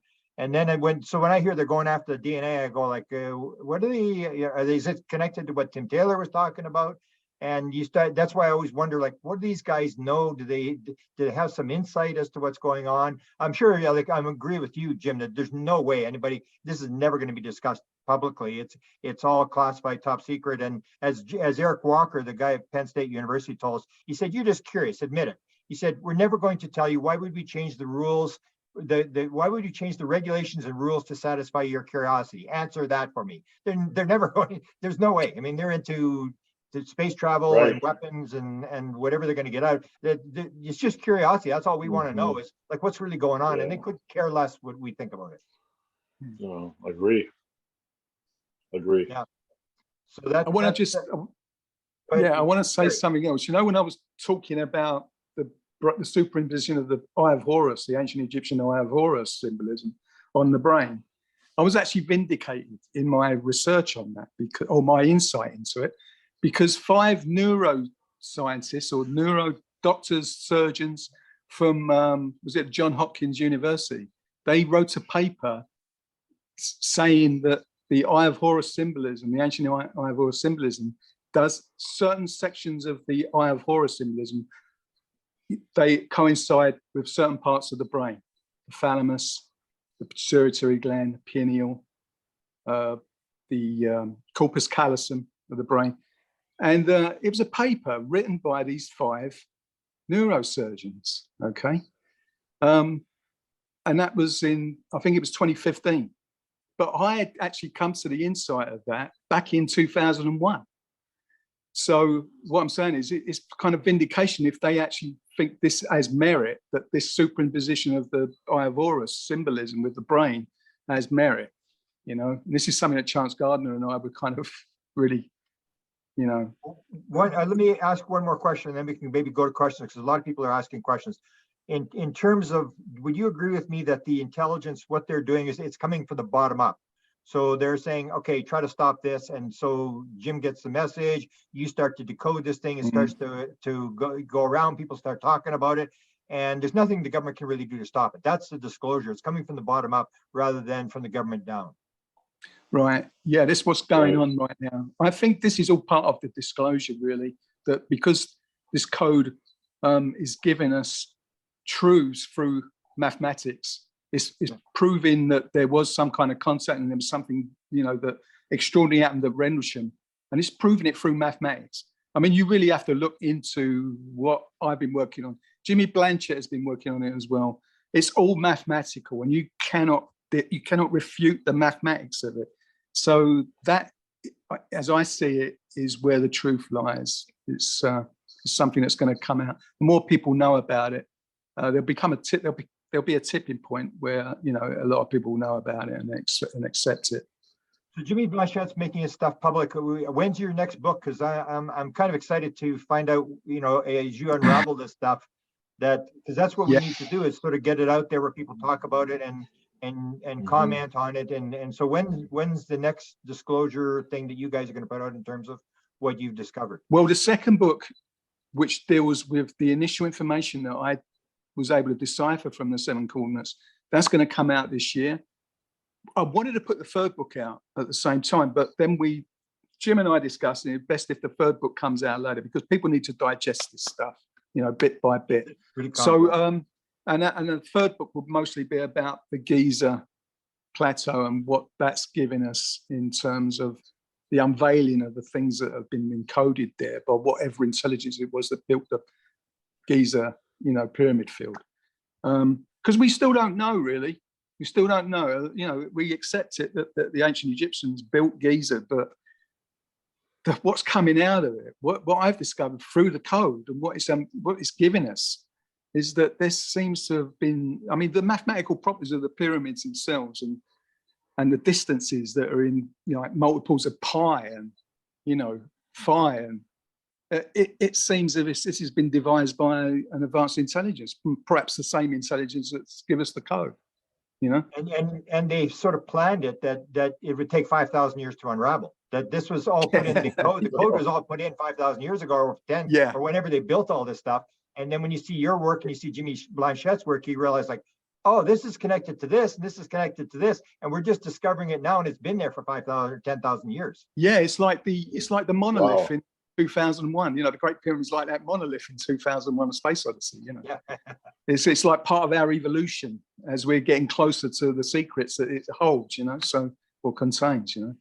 Yeah, when you see the exactness of the mathematics, where, you know, Jimmy's got like 99.95% accurate to, you know, and stuff like that, and you're going like, wow, it's just like, and it's just unraveling. So I appreciate the work you've done. Mitzi, let's go to questions. Have you got some people that have some questions? I know one asked about the dreams. Somebody wanted to know if you give a little more detail about the dreams that you have.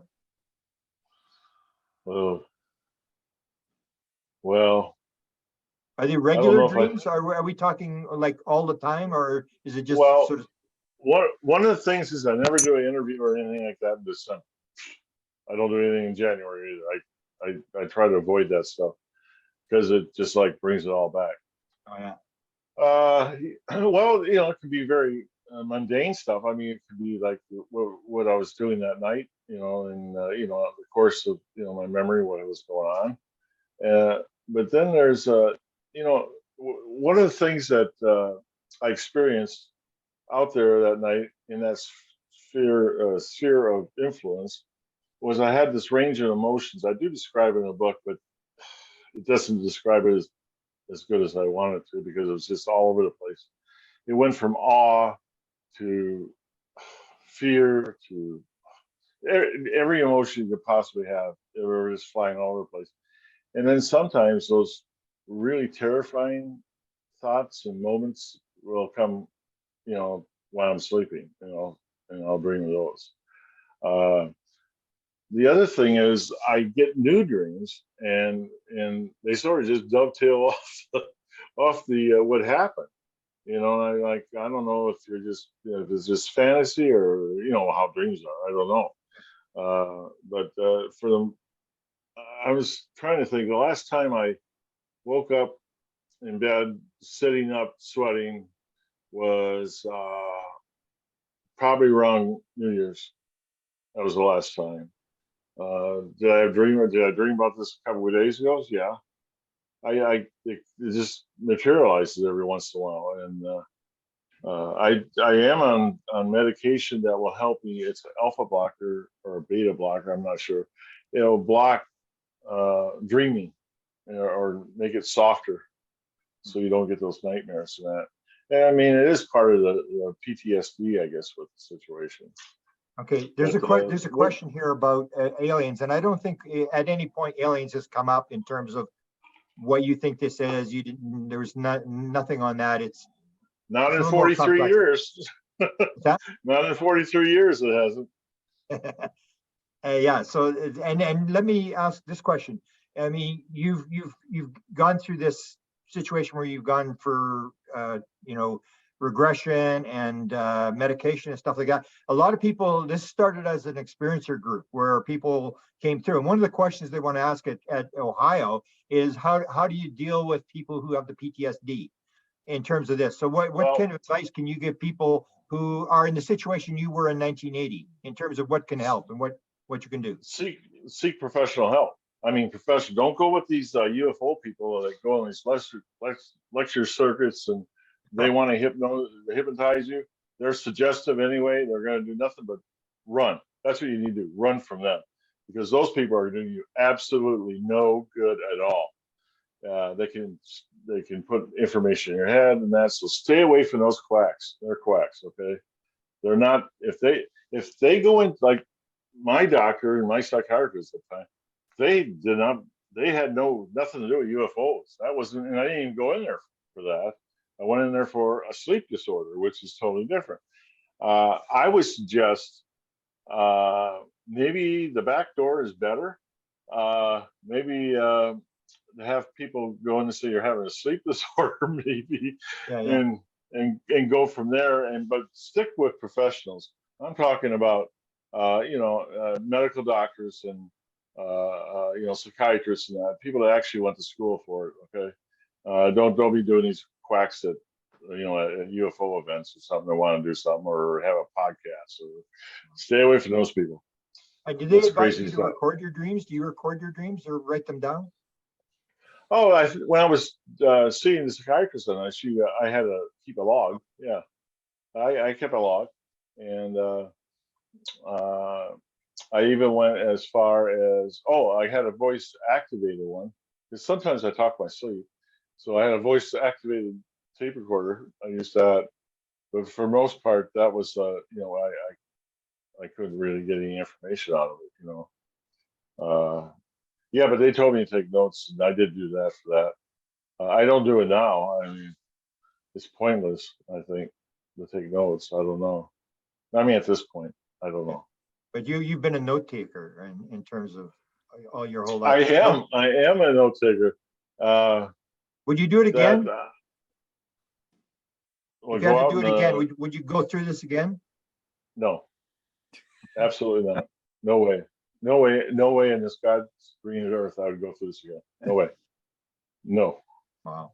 You know what? I spent about like 10 seconds deciding whether I was going to work the Christmas schedule. They asked me, or the New Year schedule, and I said I'll work the Christmas schedule.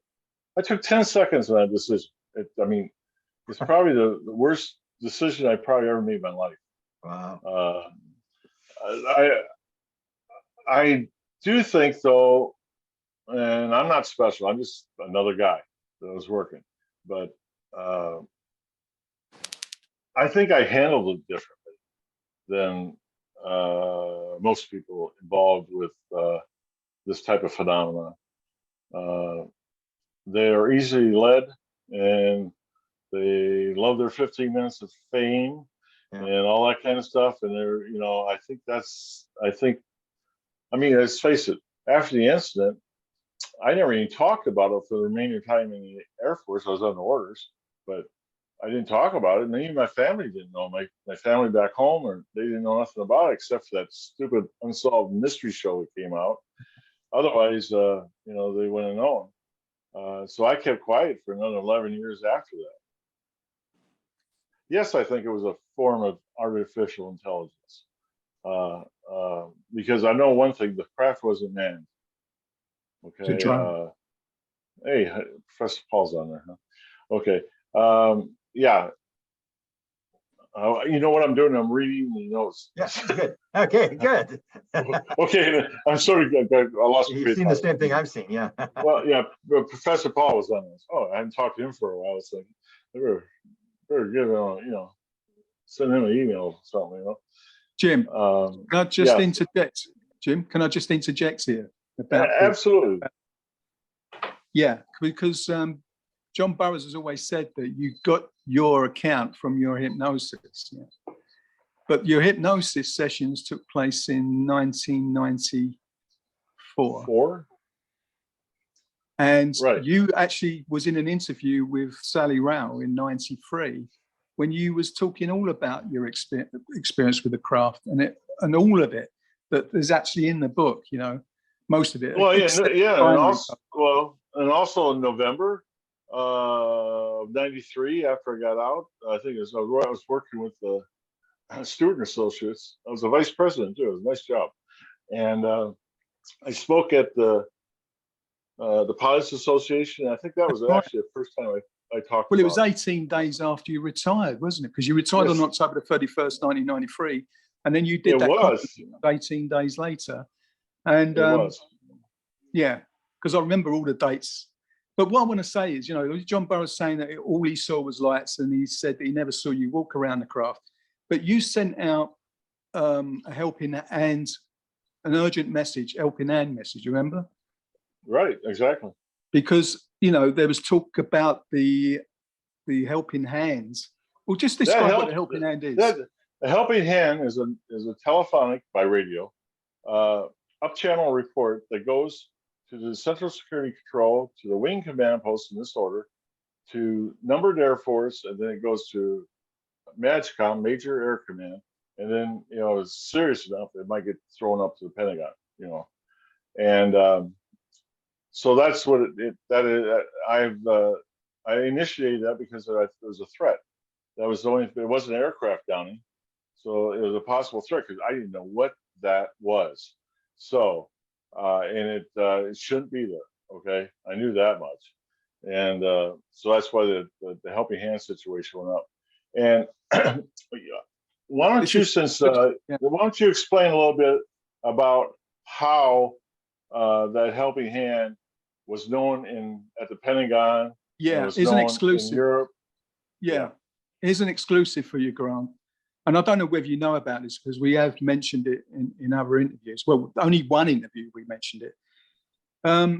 After the book came out, Tech Sergeant Mark Cartier got in touch with Jim, and he said, I was at Hellinikon Air Base in Greece at that time, and it was on the 26th of December 1980 that it came over, like an urgent kind of message came over that just like left everyone in awe, and then saying that there was a UFO, a bogey that was sighted over Rendlesham Forest, at Bentwaters Base, and this must have been initiated by Jim's helping hand report. It was. And did you know that what is significant about this is that it went from DEFCON 4 to DEFCON 2. Is that right, Jim? Yeah, certain places in Europe went to DEFCON 2. Yeah, that's according to Mark Cartier. Just one away from total war. Yeah. Wow. Now that's not been known before because James Cartier came forward after the book came out and said, "Yeah, I experienced that," and he wrote a statement. Yeah, he worked just let's give you a little background on him. He worked at a central comm center for Europe, U.S. Air Force's Europe, in Greece, and you know he has a top secret clearance. He did all that stuff, and this was a flash override or a job rate jiffy or one of those down channel alerting orders that would cause that. And I mean, there was a lot of commotion going on in that communication center at that time. And they including his boss, and they even checked with their commander. I mean, they got this information out right away.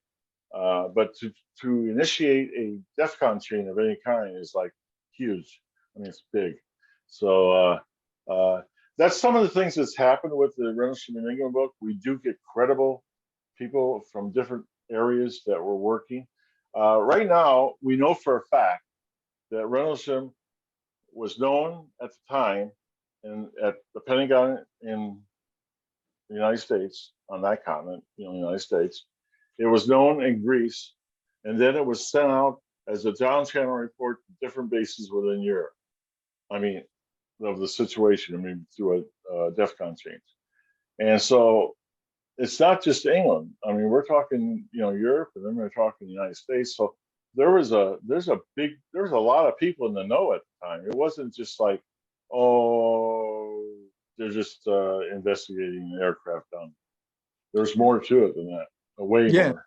And all that was because of your encounter, Jim. It went to DEFCON 2 because of the encounter you had and the Helping Hand report you sent out.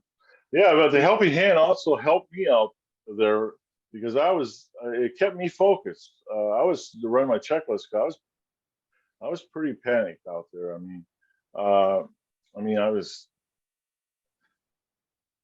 knew that I tell you what, one of the things is prior to going to Bentwaters and Woodbridge, back in 74, 75, I had assignment at SAC headquarters. I worked the underground. I worked for the SAC Elite Guard, got my security clearance, top secret there.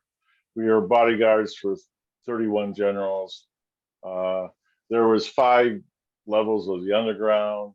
We would do security for Q&A, not Q&A, research and development meetings from NATO and everything else there. And, you get to watch that stuff, because you're doing security. And I'll tell you right now, there was nothing that they were forecasting 50 years in the future from 1974, nothing that could be replicated with the Rendlesham Forest incident as far as that craft. Nothing. I mean, they did have triangular craft forecasts. I mean, aircraft, but they didn't look like what happened there. They didn't have the technology with light. They didn't have technology with streaming or light that held things up, could carry weight. The other thing, the craft itself, it didn't have like a sonic boom. We should have had a sonic boom when that thing took off. There's no air displacement, none of that stuff. I mean, all stuff that you got to have with aircraft even today. So there's that wasn't there. And I think that's part of knowing that stuff. That was part of the stuff where I was pretty freaked out because I went, this is not ours. And it sure wasn't the Russians. They were dumping a box of rocks at the time. They stole technology. And the Chinese, that was way beyond anything. So, it's just like, wow, this is not ours. It's somebody's, but it's not ours. And that's why I give it, it didn't have a nomenclature on it. So I said, it's a craft of unknown origin. And I'll tell you what, I never lied about it. I mean, that's the most, that was the best way I knew how to say what it was without using trigger words like UFO or stuff like that. It wasn't a UFO anyway, it was landing. That's the other thing. It landed and it took off. I mean, oh my God, it was on the ground 45 minutes. And come on, there's a lot of stuff to this. And it was a mass sighting. I mean, I didn't see the landing, but the guys working at Bentwaters, they seen the landing in the forest. They seen the bubble of light over it. They're telling me all this afterwards. I didn't see that. But it's a mass sighting. And there's civilians too that seen it. They're coming home from parties or whatever it was because it was around Christmas. I talked to some of those folks, but it definitely was a mass sighting. So I don't know how many. I could guess maybe who knows the amount of people that seen that. Because I just don't know the number for people who are off base in that. On base, it was probably around, anywhere from 60 to 100. I don't really know. Any reason why Bentwaters? I was just doing stuff, and I don't know if you want to get into the nuke thing. I was just doing a thing with a B-52 coming into Minot in 1967, and the things on the ground, they tell it to do a flyby over top of it again. And then when they land, they find out that it took a cover off of one of the nukes a 20-ton cover and flipped it off onto the side.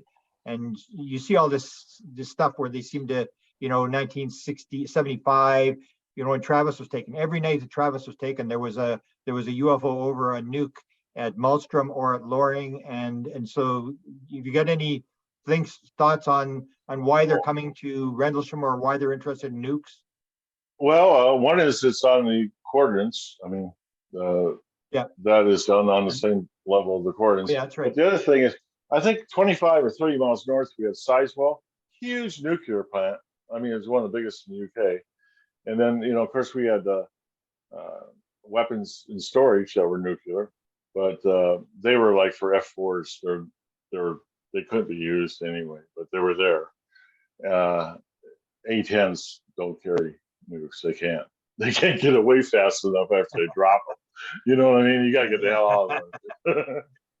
So, so is there a nuclear factor? I'm starting on the bona fide cases I know of, or the ones I believe in, because they have earmarks of Rendlesham in there. I would say that there's a high chance, I think confidence is high, that nuclear weapons or nuclear fission material is a factor somehow. I think it's high confidence. I don't know for sure, but I'm pretty sure. Beautiful. Mitzi, you got any questions? There's lots of people I see posting questions. Have you got some you want to throw out? Yeah, there's 6 different questions. The first one was at 7:50, and it's by Susan. And I'm not sure how to say the name because it's Spanish. I want to know where and why the reference came in. Mention the NAZCA. And The Nazca line? I didn't catch it. The Nazca. I think they're talking about the Nazca site. yeah. NASCA. What's the What was the question? question about it? I can read it if you want. Yeah. go on. Okay. I want to know where and why the reference came in mention to NASCA. I recognize that word as it is on my T-shirt that I bought in Peru, and it is shown as Calandro NASA, along with the pictures of 2 different calendars. What is the meaning of NASCA, and why is it something you mentioned? That's Gary, you'll have to answer that. Yeah, it's a key location. It's one of the coordinates that were found in the code. And Really? yeah, it's one of the coordinates, and it's where all the petroglyphs are, the lines that are kind of marked on the ground by 50. I was there on in a plane, and I could see all of them. Yeah, they uncover, they make these lines by taking the topsoil, the darker topsoil off and leaving the lighter colored soil underneath. And they create these petroglyphs, and some of them are ancient. Some of them are still being made, and they're still finding petroglyphs that have been recently made. But yeah, one of the coordinates is the Nazca coordinates found in the code. And it's significant because of the distance from the Nazca coordinates to the Giza Plateau, which is exactly 7687 miles, which is in the public domain. So whoever devised the code knew about this number, this distance of 7687 miles, which is already in the public domain by this guy named Stanley Mailer, a theorist.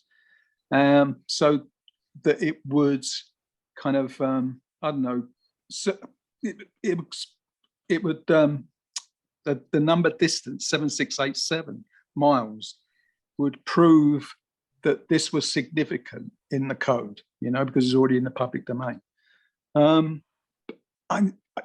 get, see what's happening right now is that I have all these things coming into my mind, but I don't really want to talk about it because it's going to make it too complicated.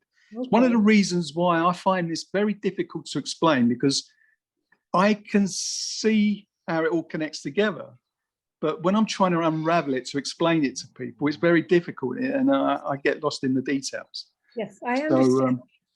I understand. Okay, thank you.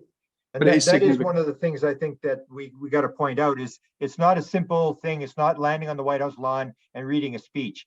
It's very, very complex. And when you Yeah. figure it out, you go, oh, because it just rings a bell. You realize there's no way this could be coincidence, all these numbers. And Yeah, I've that's the always thing. said- That's what they're making you do. They're making you work from this. Yeah, I've always said, Grant, I'm a much better writer than I am at verbalizing this. You know, it's very difficult for me to explain it to people because it's all mathematical. I mean, people put a wall up against numbers and mathematics anyway, because we've all been intimidated at school through mathematics. You know, a lot of us hate math. So, you know, people, you know, they've got to get beyond that barrier to look into this and see it for themselves, how extraordinary this is, how elegant it all connects together, you know? Yes. And that's the thing. I showed the Jimmy Blanchette material to Josephson, who won the Nobel Prize for physics. And he said, well, I haven't got time to watch the video for 2 hours. And I said, okay. Then Jimmy gave me a 1 minute thing of the numbers and how they all fit together. And I went to him and I said, here's your 1 minute thing. And he said, oh, the guy sounds like he's crazy. And I said, well, that seems kind of strange because that's what they said. You were crazy because you believed in telepathy. This guy went, and he just disappeared. And that's the thing is a lot of people just don't want to go through the effort of the numbers because it is not that simple. It's not a simple speech that they're giving us or a simple, they're aliens from here or whatever. Exactly. It's much more complex than that. Exactly. But you know what I did find with the code, right? And what it is telling us is that reality itself is mathematical. Yeah. That, relationships between everything in nature. Yeah. Yeah, you've heard of ontological mathematics. I mean, it's been talked about in certain areas. And well, you know, that's one of the things that I got from the code, that reality is mathematical. I mean, the universe is mathematical. If you didn't have math in the universe, it would fall apart. If you didn't have mathematics in the universe, if you didn't have numbers in the universe, it would just fall apart. It'd be chaos. So at the very base of reality is mathematics. And we are mathematical beings. And mathematics actually proves that we are immortal because it's a mathematical certainty. You know, energy cannot be destroyed. It's mathematical. So yeah, I've gone into all that as well. I've gone into all the ontological mathematics.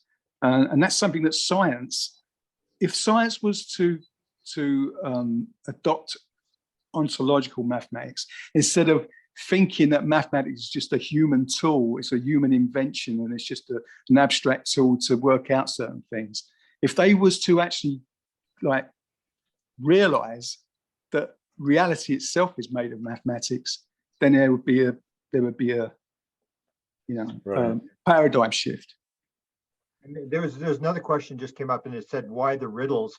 And I have a whole thing, I call it the theory of wow now. Like, why do you do a crop circle? Because everybody goes, what is that? I mean, you're sitting there and you can't let it go. You can't forget it. It's in your head and it drives you nuts. If it wasn't weird, like if calculations weren't weird, nobody would pay any attention to them. They make it really weird because they want to get your attention. They want you to think about it. That's, to me, is the riddle part.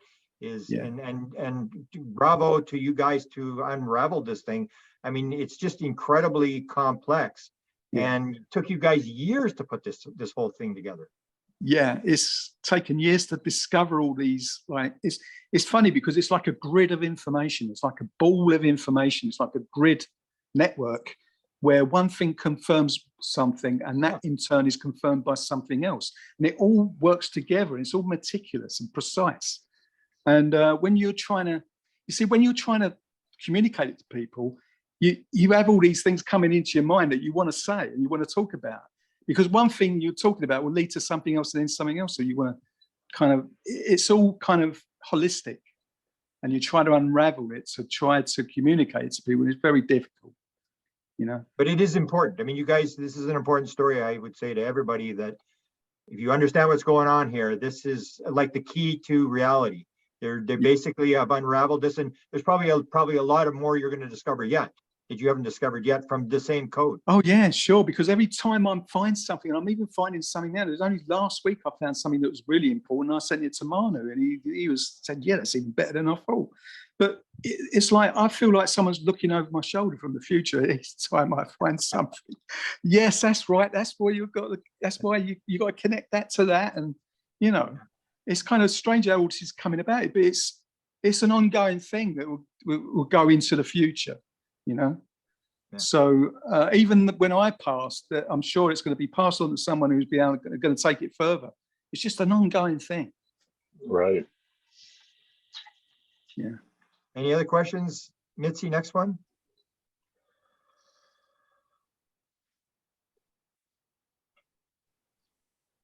Did you have a question? Hmm. Okay. Professor Paul. Yes. Hi Huh. there. Hi. How you doing?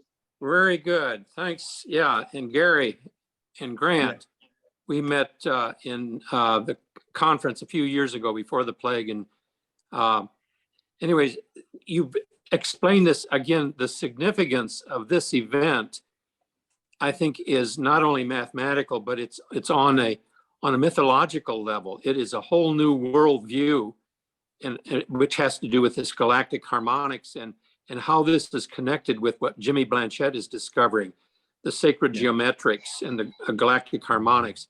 There's something that you have been gifted this experience.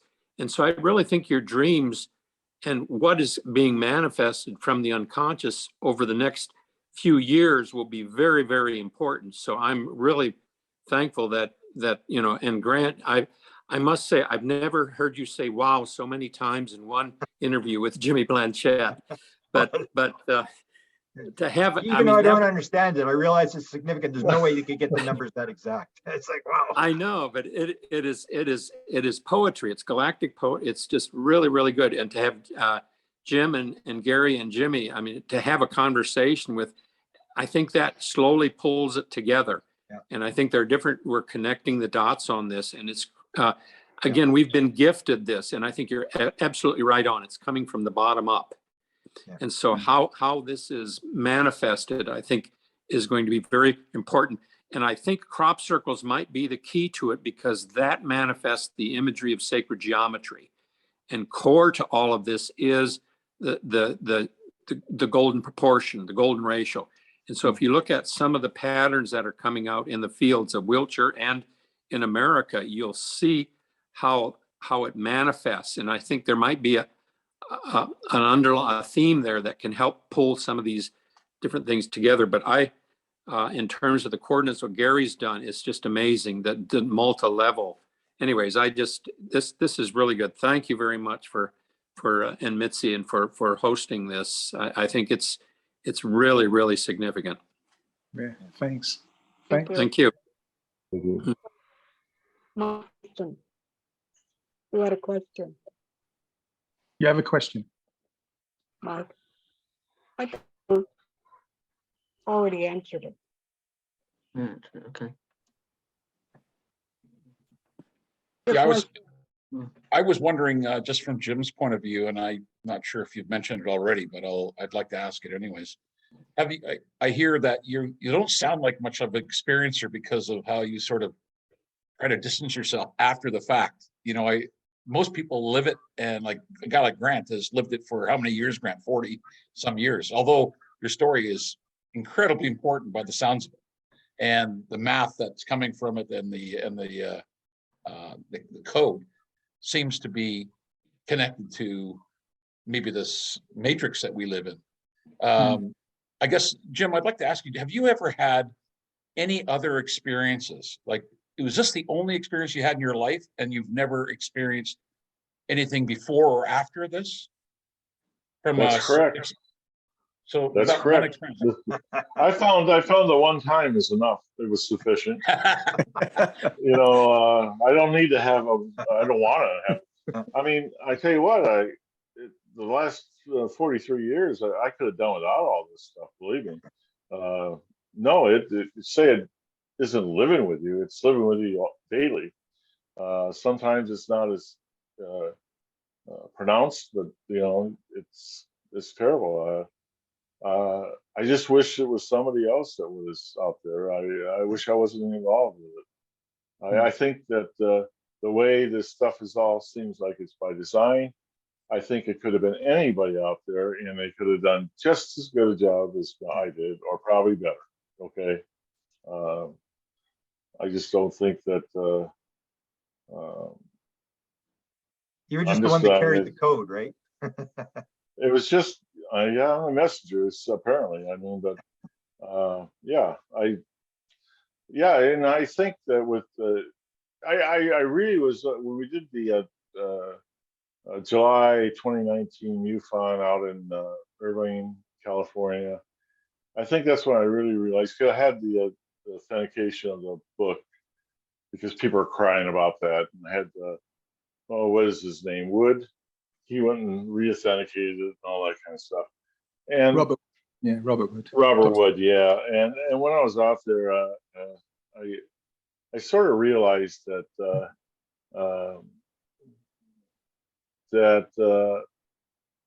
I guess I was just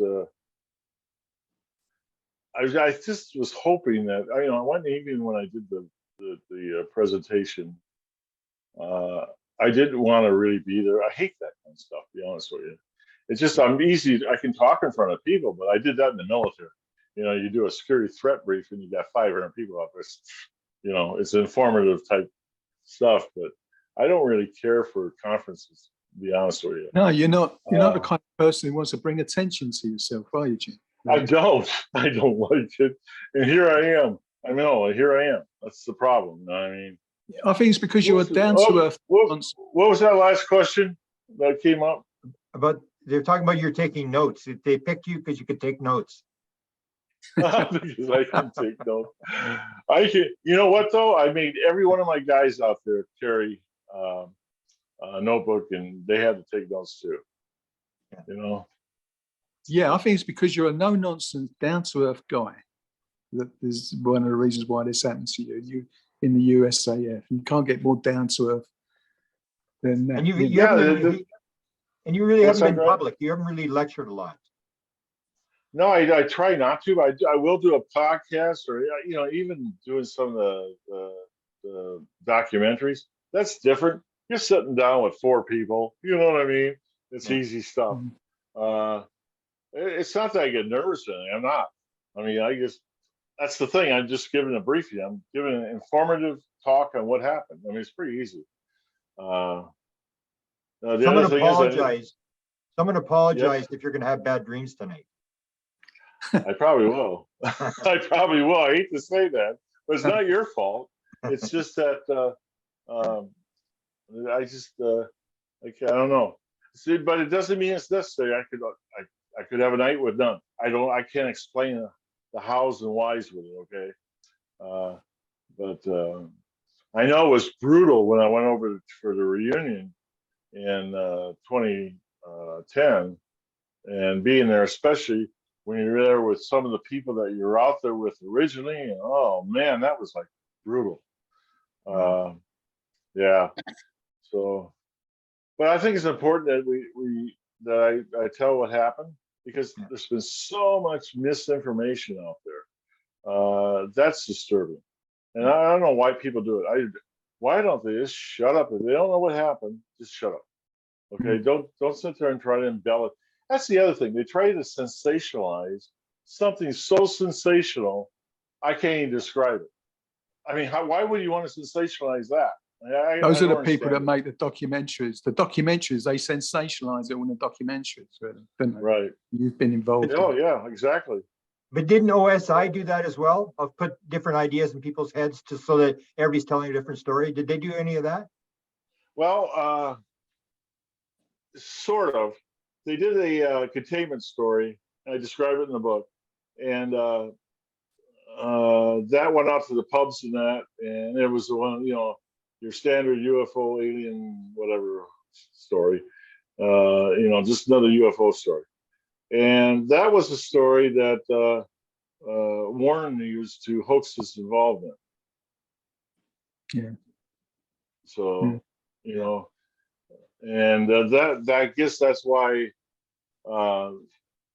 That's why Hulk got a hold of me after I retired in '93, that we wanted to do a documentary, and that wasn't the way for answers. I mean, they all have their own agenda.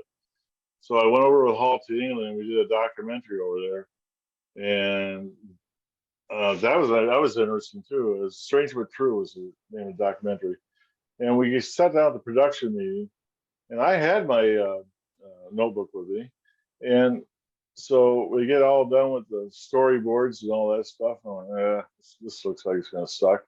And so I get a hold of the producer afterwards. I says, hey, why don't we concentrating some of the stuff in the notebook, about my drawings and stuff. And, he looked at it and he goes, "No, the storyboard's already done." He says, "Thank you anyway." I went, "Okay." And so I just never showed it again. It's crazy. it's All like they he were wasn't worried. really interested. He wasn't really interested because all he was a guy on set who was making sure everything ran properly. So he wasn't really interested in the incident. That's itself. right. That's right.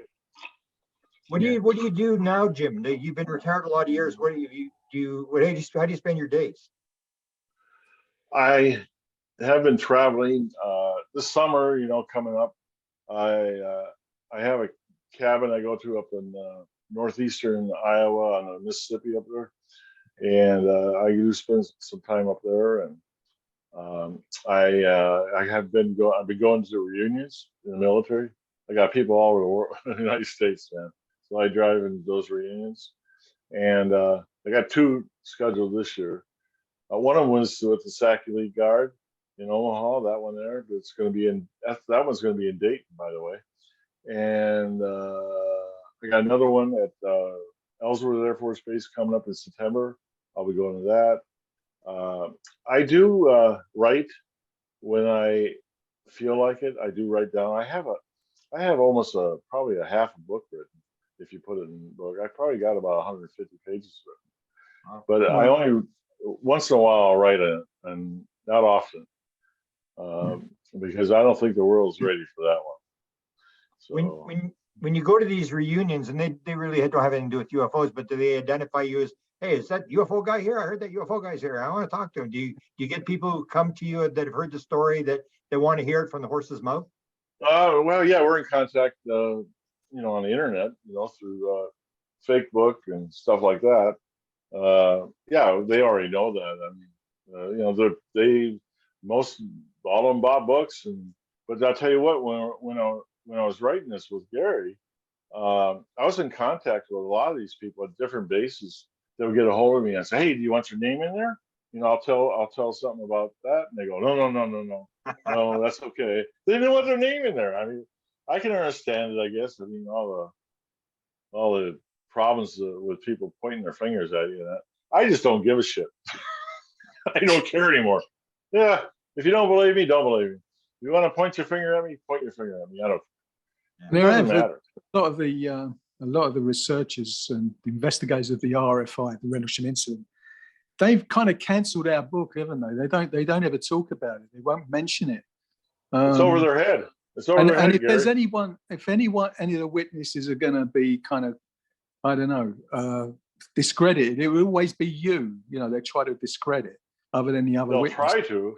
You know what? Here we are, 43 years later. Go ahead and debunk RFI. Go ahead and debunk me. Go ahead and do all. I wonder why there's an agenda to do that. Why there's an agenda? It's because of the code. Maybe the code is like something that they can't really. No, it doesn't fit their agenda, Gary. That's why. Yeah, that's right. Because we don't say it's alien. Because you've always said that the craft that you encountered was an unidentified triangle craft of unknown origin. That's all you could say.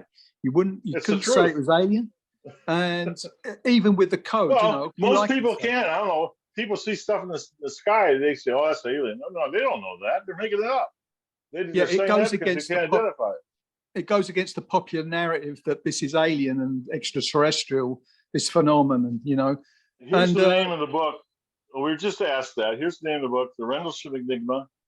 Yeah. It is available on Amazon.com. Yeah. It's huge.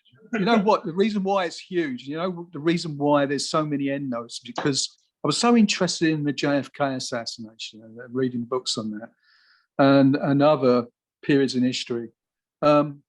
James De Eugenio, who wrote one of the books about the JFK assassination, he did such a scholarly work on it and all these endnotes. And I thought, the only way I can really tell this is through a book where you have like part of the book is your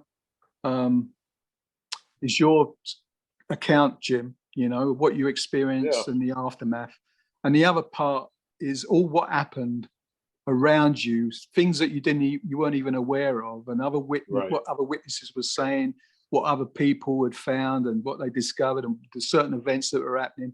So I thought it had to be 2 books, really, because the books that have come out about the Rendlesham incident before, it was kind of all mixed up and you didn't know where you were with it. And I wanted to make sure it was chronological as well. It had a chronological timeline to it. That's the reason why the book is called Timeline. And I really got that from reading books about the JFK assassination and how those books were showing all these events, what happened in a chronological manner, you know. So that was kind of the inspiration for me writing the book the way it is. You know? That took you a long time to. Oh, go ahead. No, I appreciate the way you wrote the book, because a lot of people are just telling stories. It's almost like Walker said. You're just curious. Admit it. You just want a story. That's all you're interested in. And you're more into what I'm into is like, what does this mean? Like what's the bottom line to this thing? And that's where you start, when you start seeing the mathematics and how it all fits together. Then you go like, oh, that's what UFOs may be about. These guys may have got the key to the whole thing, and the rest of it is all just stories that they make you happy and you can make money from them, but they don't really mean anything, just a story. Yeah. Right. Yeah, that's true. And also, like Gary, what I liked about him from the start is he was a skeptic. I mean, he was a skeptic. There was no. I'm still skeptical about a lot of things. Yeah. You know, I don't really agree with a lot of the New Age stuff, even though I've kind of written in that genre. Mathematics to me is now the thing that proves things. You know, that's why I'm so into the mathematics. That is, you know, right. That's in my, what they call it, your wheelhouse. That's in my wheelhouse. Yeah. Mathematics, proving things through mathematics. You know, because everything else is subjective. You know, so. Yeah, which is the reason why, Grant, I am interested in the UFO phenomenon, but I get weary of it, you know, because you can't really prove anything. A lot of it is anecdotal, and for me, the code is what is proving something, you know. Yeah, like I've been at it for 48 years, and people always say, "You want to go skywatch?" And I go, "No, I saw something. I saw something pretty close, 75. I really don't want to see anything. I've seen something. I want to figure out what the hell's going on here. I'm not interested in a show and circus anymore. I'm more interested in sort of what you guys have got, is that they go, oh, that's what's going on when you see it, and it makes sense. It's complex, but it sort of gives something that it is more tangible in terms of what might actually be going on, and that's why I think your story is so important. I'm glad you said that. As I said, that's one of the reasons why I think that you're one of the most respected UFO. Right. Yeah. So, I agree. Yeah. To me, I mean, you're right up there, top drawer. I mean, and you know, Grant, I think, didn't you interview Masters? Michael Masters. Yeah. Didn't you interview him? I don't think so. You need to interview him. He's got a new book out called The Extraterrestrial Hypothesis. Yeah. Wow. He's a professor from Montana. He's what is it, archaeology or something like that. I don't know what he does. And he's written some really good books on this, and he's been in the middle of writing another.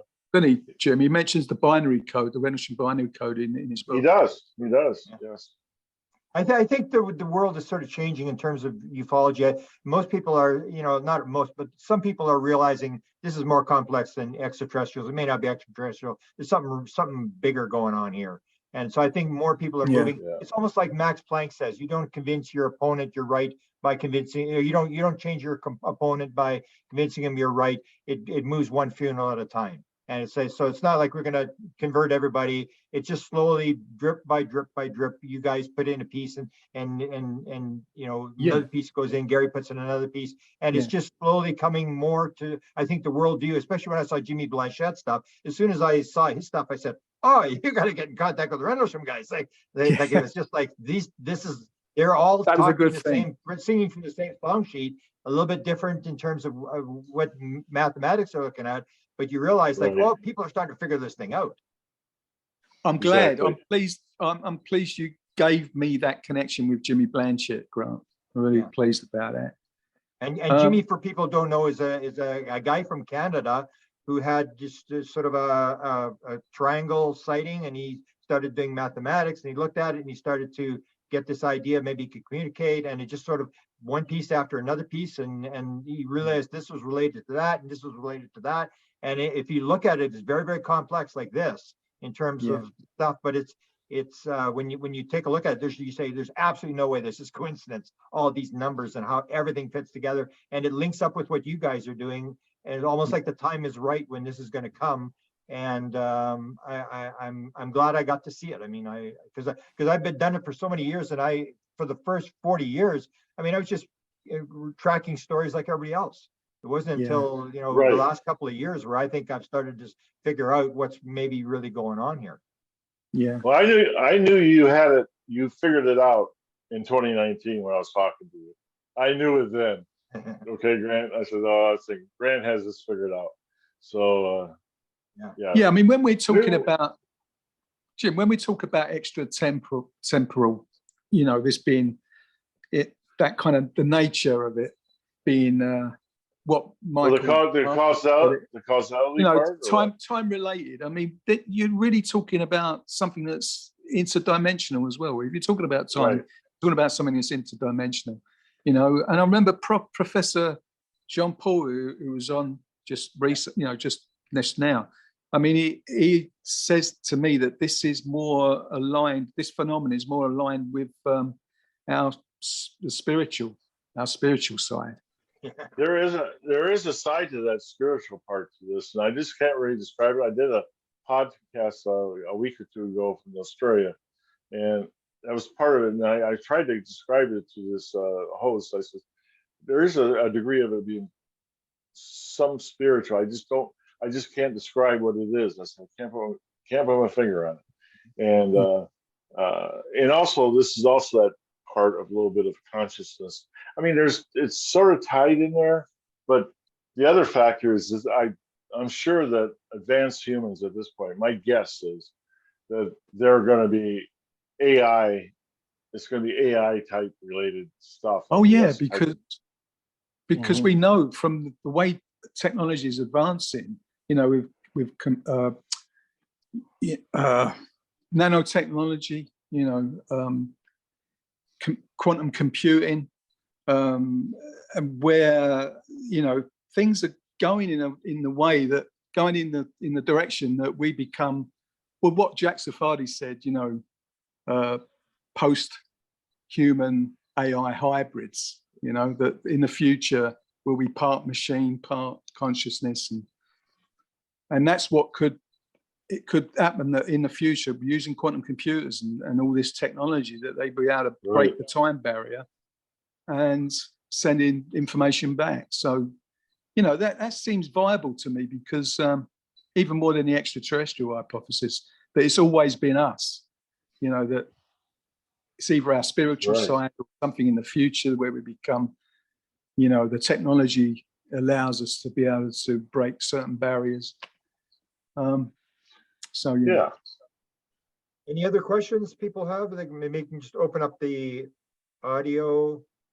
Yes, and Carol goes next.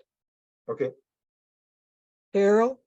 Okay, thank you. Thank you, Grant. Thank you, Mitzi, and also Jim and Gary. My question is, I've been listening to the content in here and sort of put these topics together. Whatever it is, are we humans supposed to go up into higher levels of consciousness, Jim, so that we can, I've heard about, controlling UFOs with our minds, or, changing the DNA, going through vortices. I'll tell you right now, we can't control nothing. Okay, zero. Nothing. Yeah, right now. They let us control. They control. If they want you to remember the sighting, if they want you to remember them, one of the theories I do have, and I don't throw out the stuff where people say they see grays and stuff like that. Well, I am convinced from Rendlesham that this temporal travel, this interdimensional travel, it's just too hard for corporeal life. Okay, so I think that maybe there's a possibility that they develop some type of hybrid AI type creature, you know, to be able to do that. And I says maybe that's what the Greys are. I don't know. You know, I says there's a Biological possibility. kind of AI Yeah. entity. Yeah. That's right. And so I don't discount everything. One of the things I do discount is the alien theory that they're visiting Earth. No. Do I think there's life in the universe? Absolutely. There's got to be. You know, I just don't believe they're visiting Earth. I believe this has been the phenomena that we've been seeing on Earth here for the last 5,000 years. You know, is nothing more than humans that have reached the level of to do interdimensional travel. That's probably going to be the only way that they can probably go to other places too. Who knows? You know, but I don't know. Consciousness. I think we're developing. I think that we are evolving, and who knows how, you know, we're going to be in the future. I mean, I think just the last 25 years is really a little bit shocking for me as far as this to see how, looking at your grandkids or anything like that, how they're evolving. I mean, I was on Easter. I was over and I'm looking at this is true. I'm looking at a 2.5-year-old girl, and she's got herself an iPad. And I'm like, God, I couldn't handle anything close to that. At 6 years old, I was still probably making my own toys or something, or in the shop or something. I mean, the advancement is just incredible. So it's incredible. I don't know. Yeah, One of the things that has come out of the code, and I think this is We're sorry. running a little bit over. So I just want to say this. One of the things that have come out of the code. more questions and we'll have One of the things that have come out of the code is this theme of balance. Yeah. And, you know, the Star Trek series, the political system in Star Trek is a meritocracy. And I think that what's happening is we're not going to be able to ascend to the stars or break this time barrier thing that we think is what this is operating from until we become a meritocracy, you know, where people are in power because they have merit, because they're intelligent, they're intellectual, virtuous.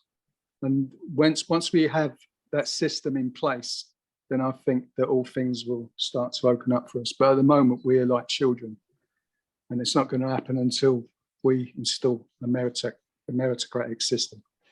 That's one of the themes that come out of code.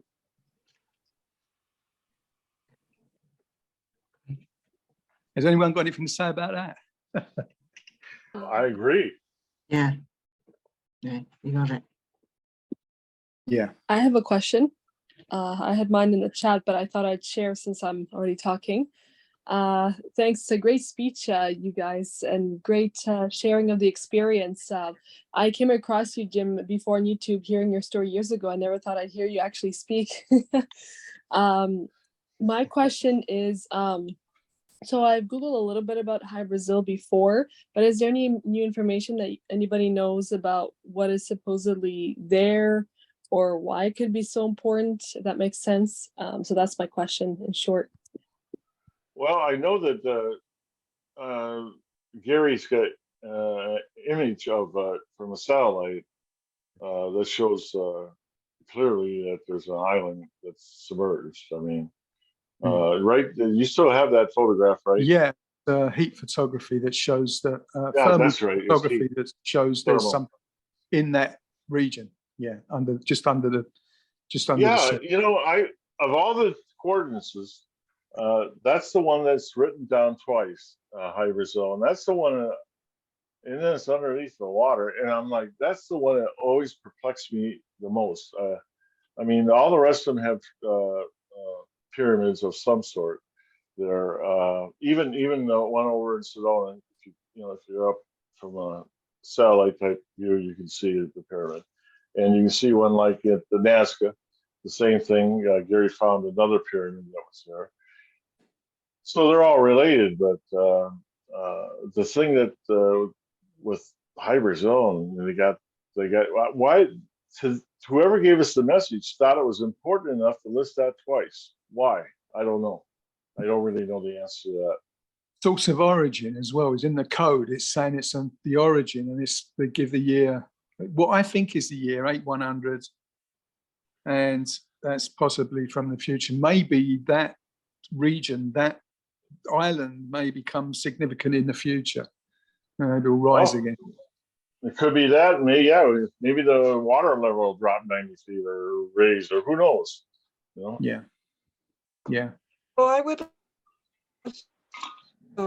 Jim and Gary to come back again. And Yeah, sure. back. So Mark, Yeah. do you have any last minute things to say? Yeah, I'd just like to add to thank also, the guests for coming in today and providing their time and their knowledge of what their experiences have been. Also, I'd like to recognize Mitzi, who's going away for a couple of months, and she is going to hopefully have a fantastic getaway and a holiday. I think Betty, and I also really, Laura, these are people that make this thing happen. And, Grant for coming in and doing it, who started this group. It's been, quite a journey so far. And this is just another one of those journeys that leads you to all kinds of places, that keeps you asking more questions. So I appreciate you all, and I thank you all for coming. It was a well attended night. Thank you. Thank you. A special guest for next month, Mark, too? Someone Yes, that Grant. Yes, Kay Rendell May is on next month, and I have to tell you, I met her in Phoenix a couple of weeks ago and had a discussion for a couple of hours about her experiences, and they are quite remarkable.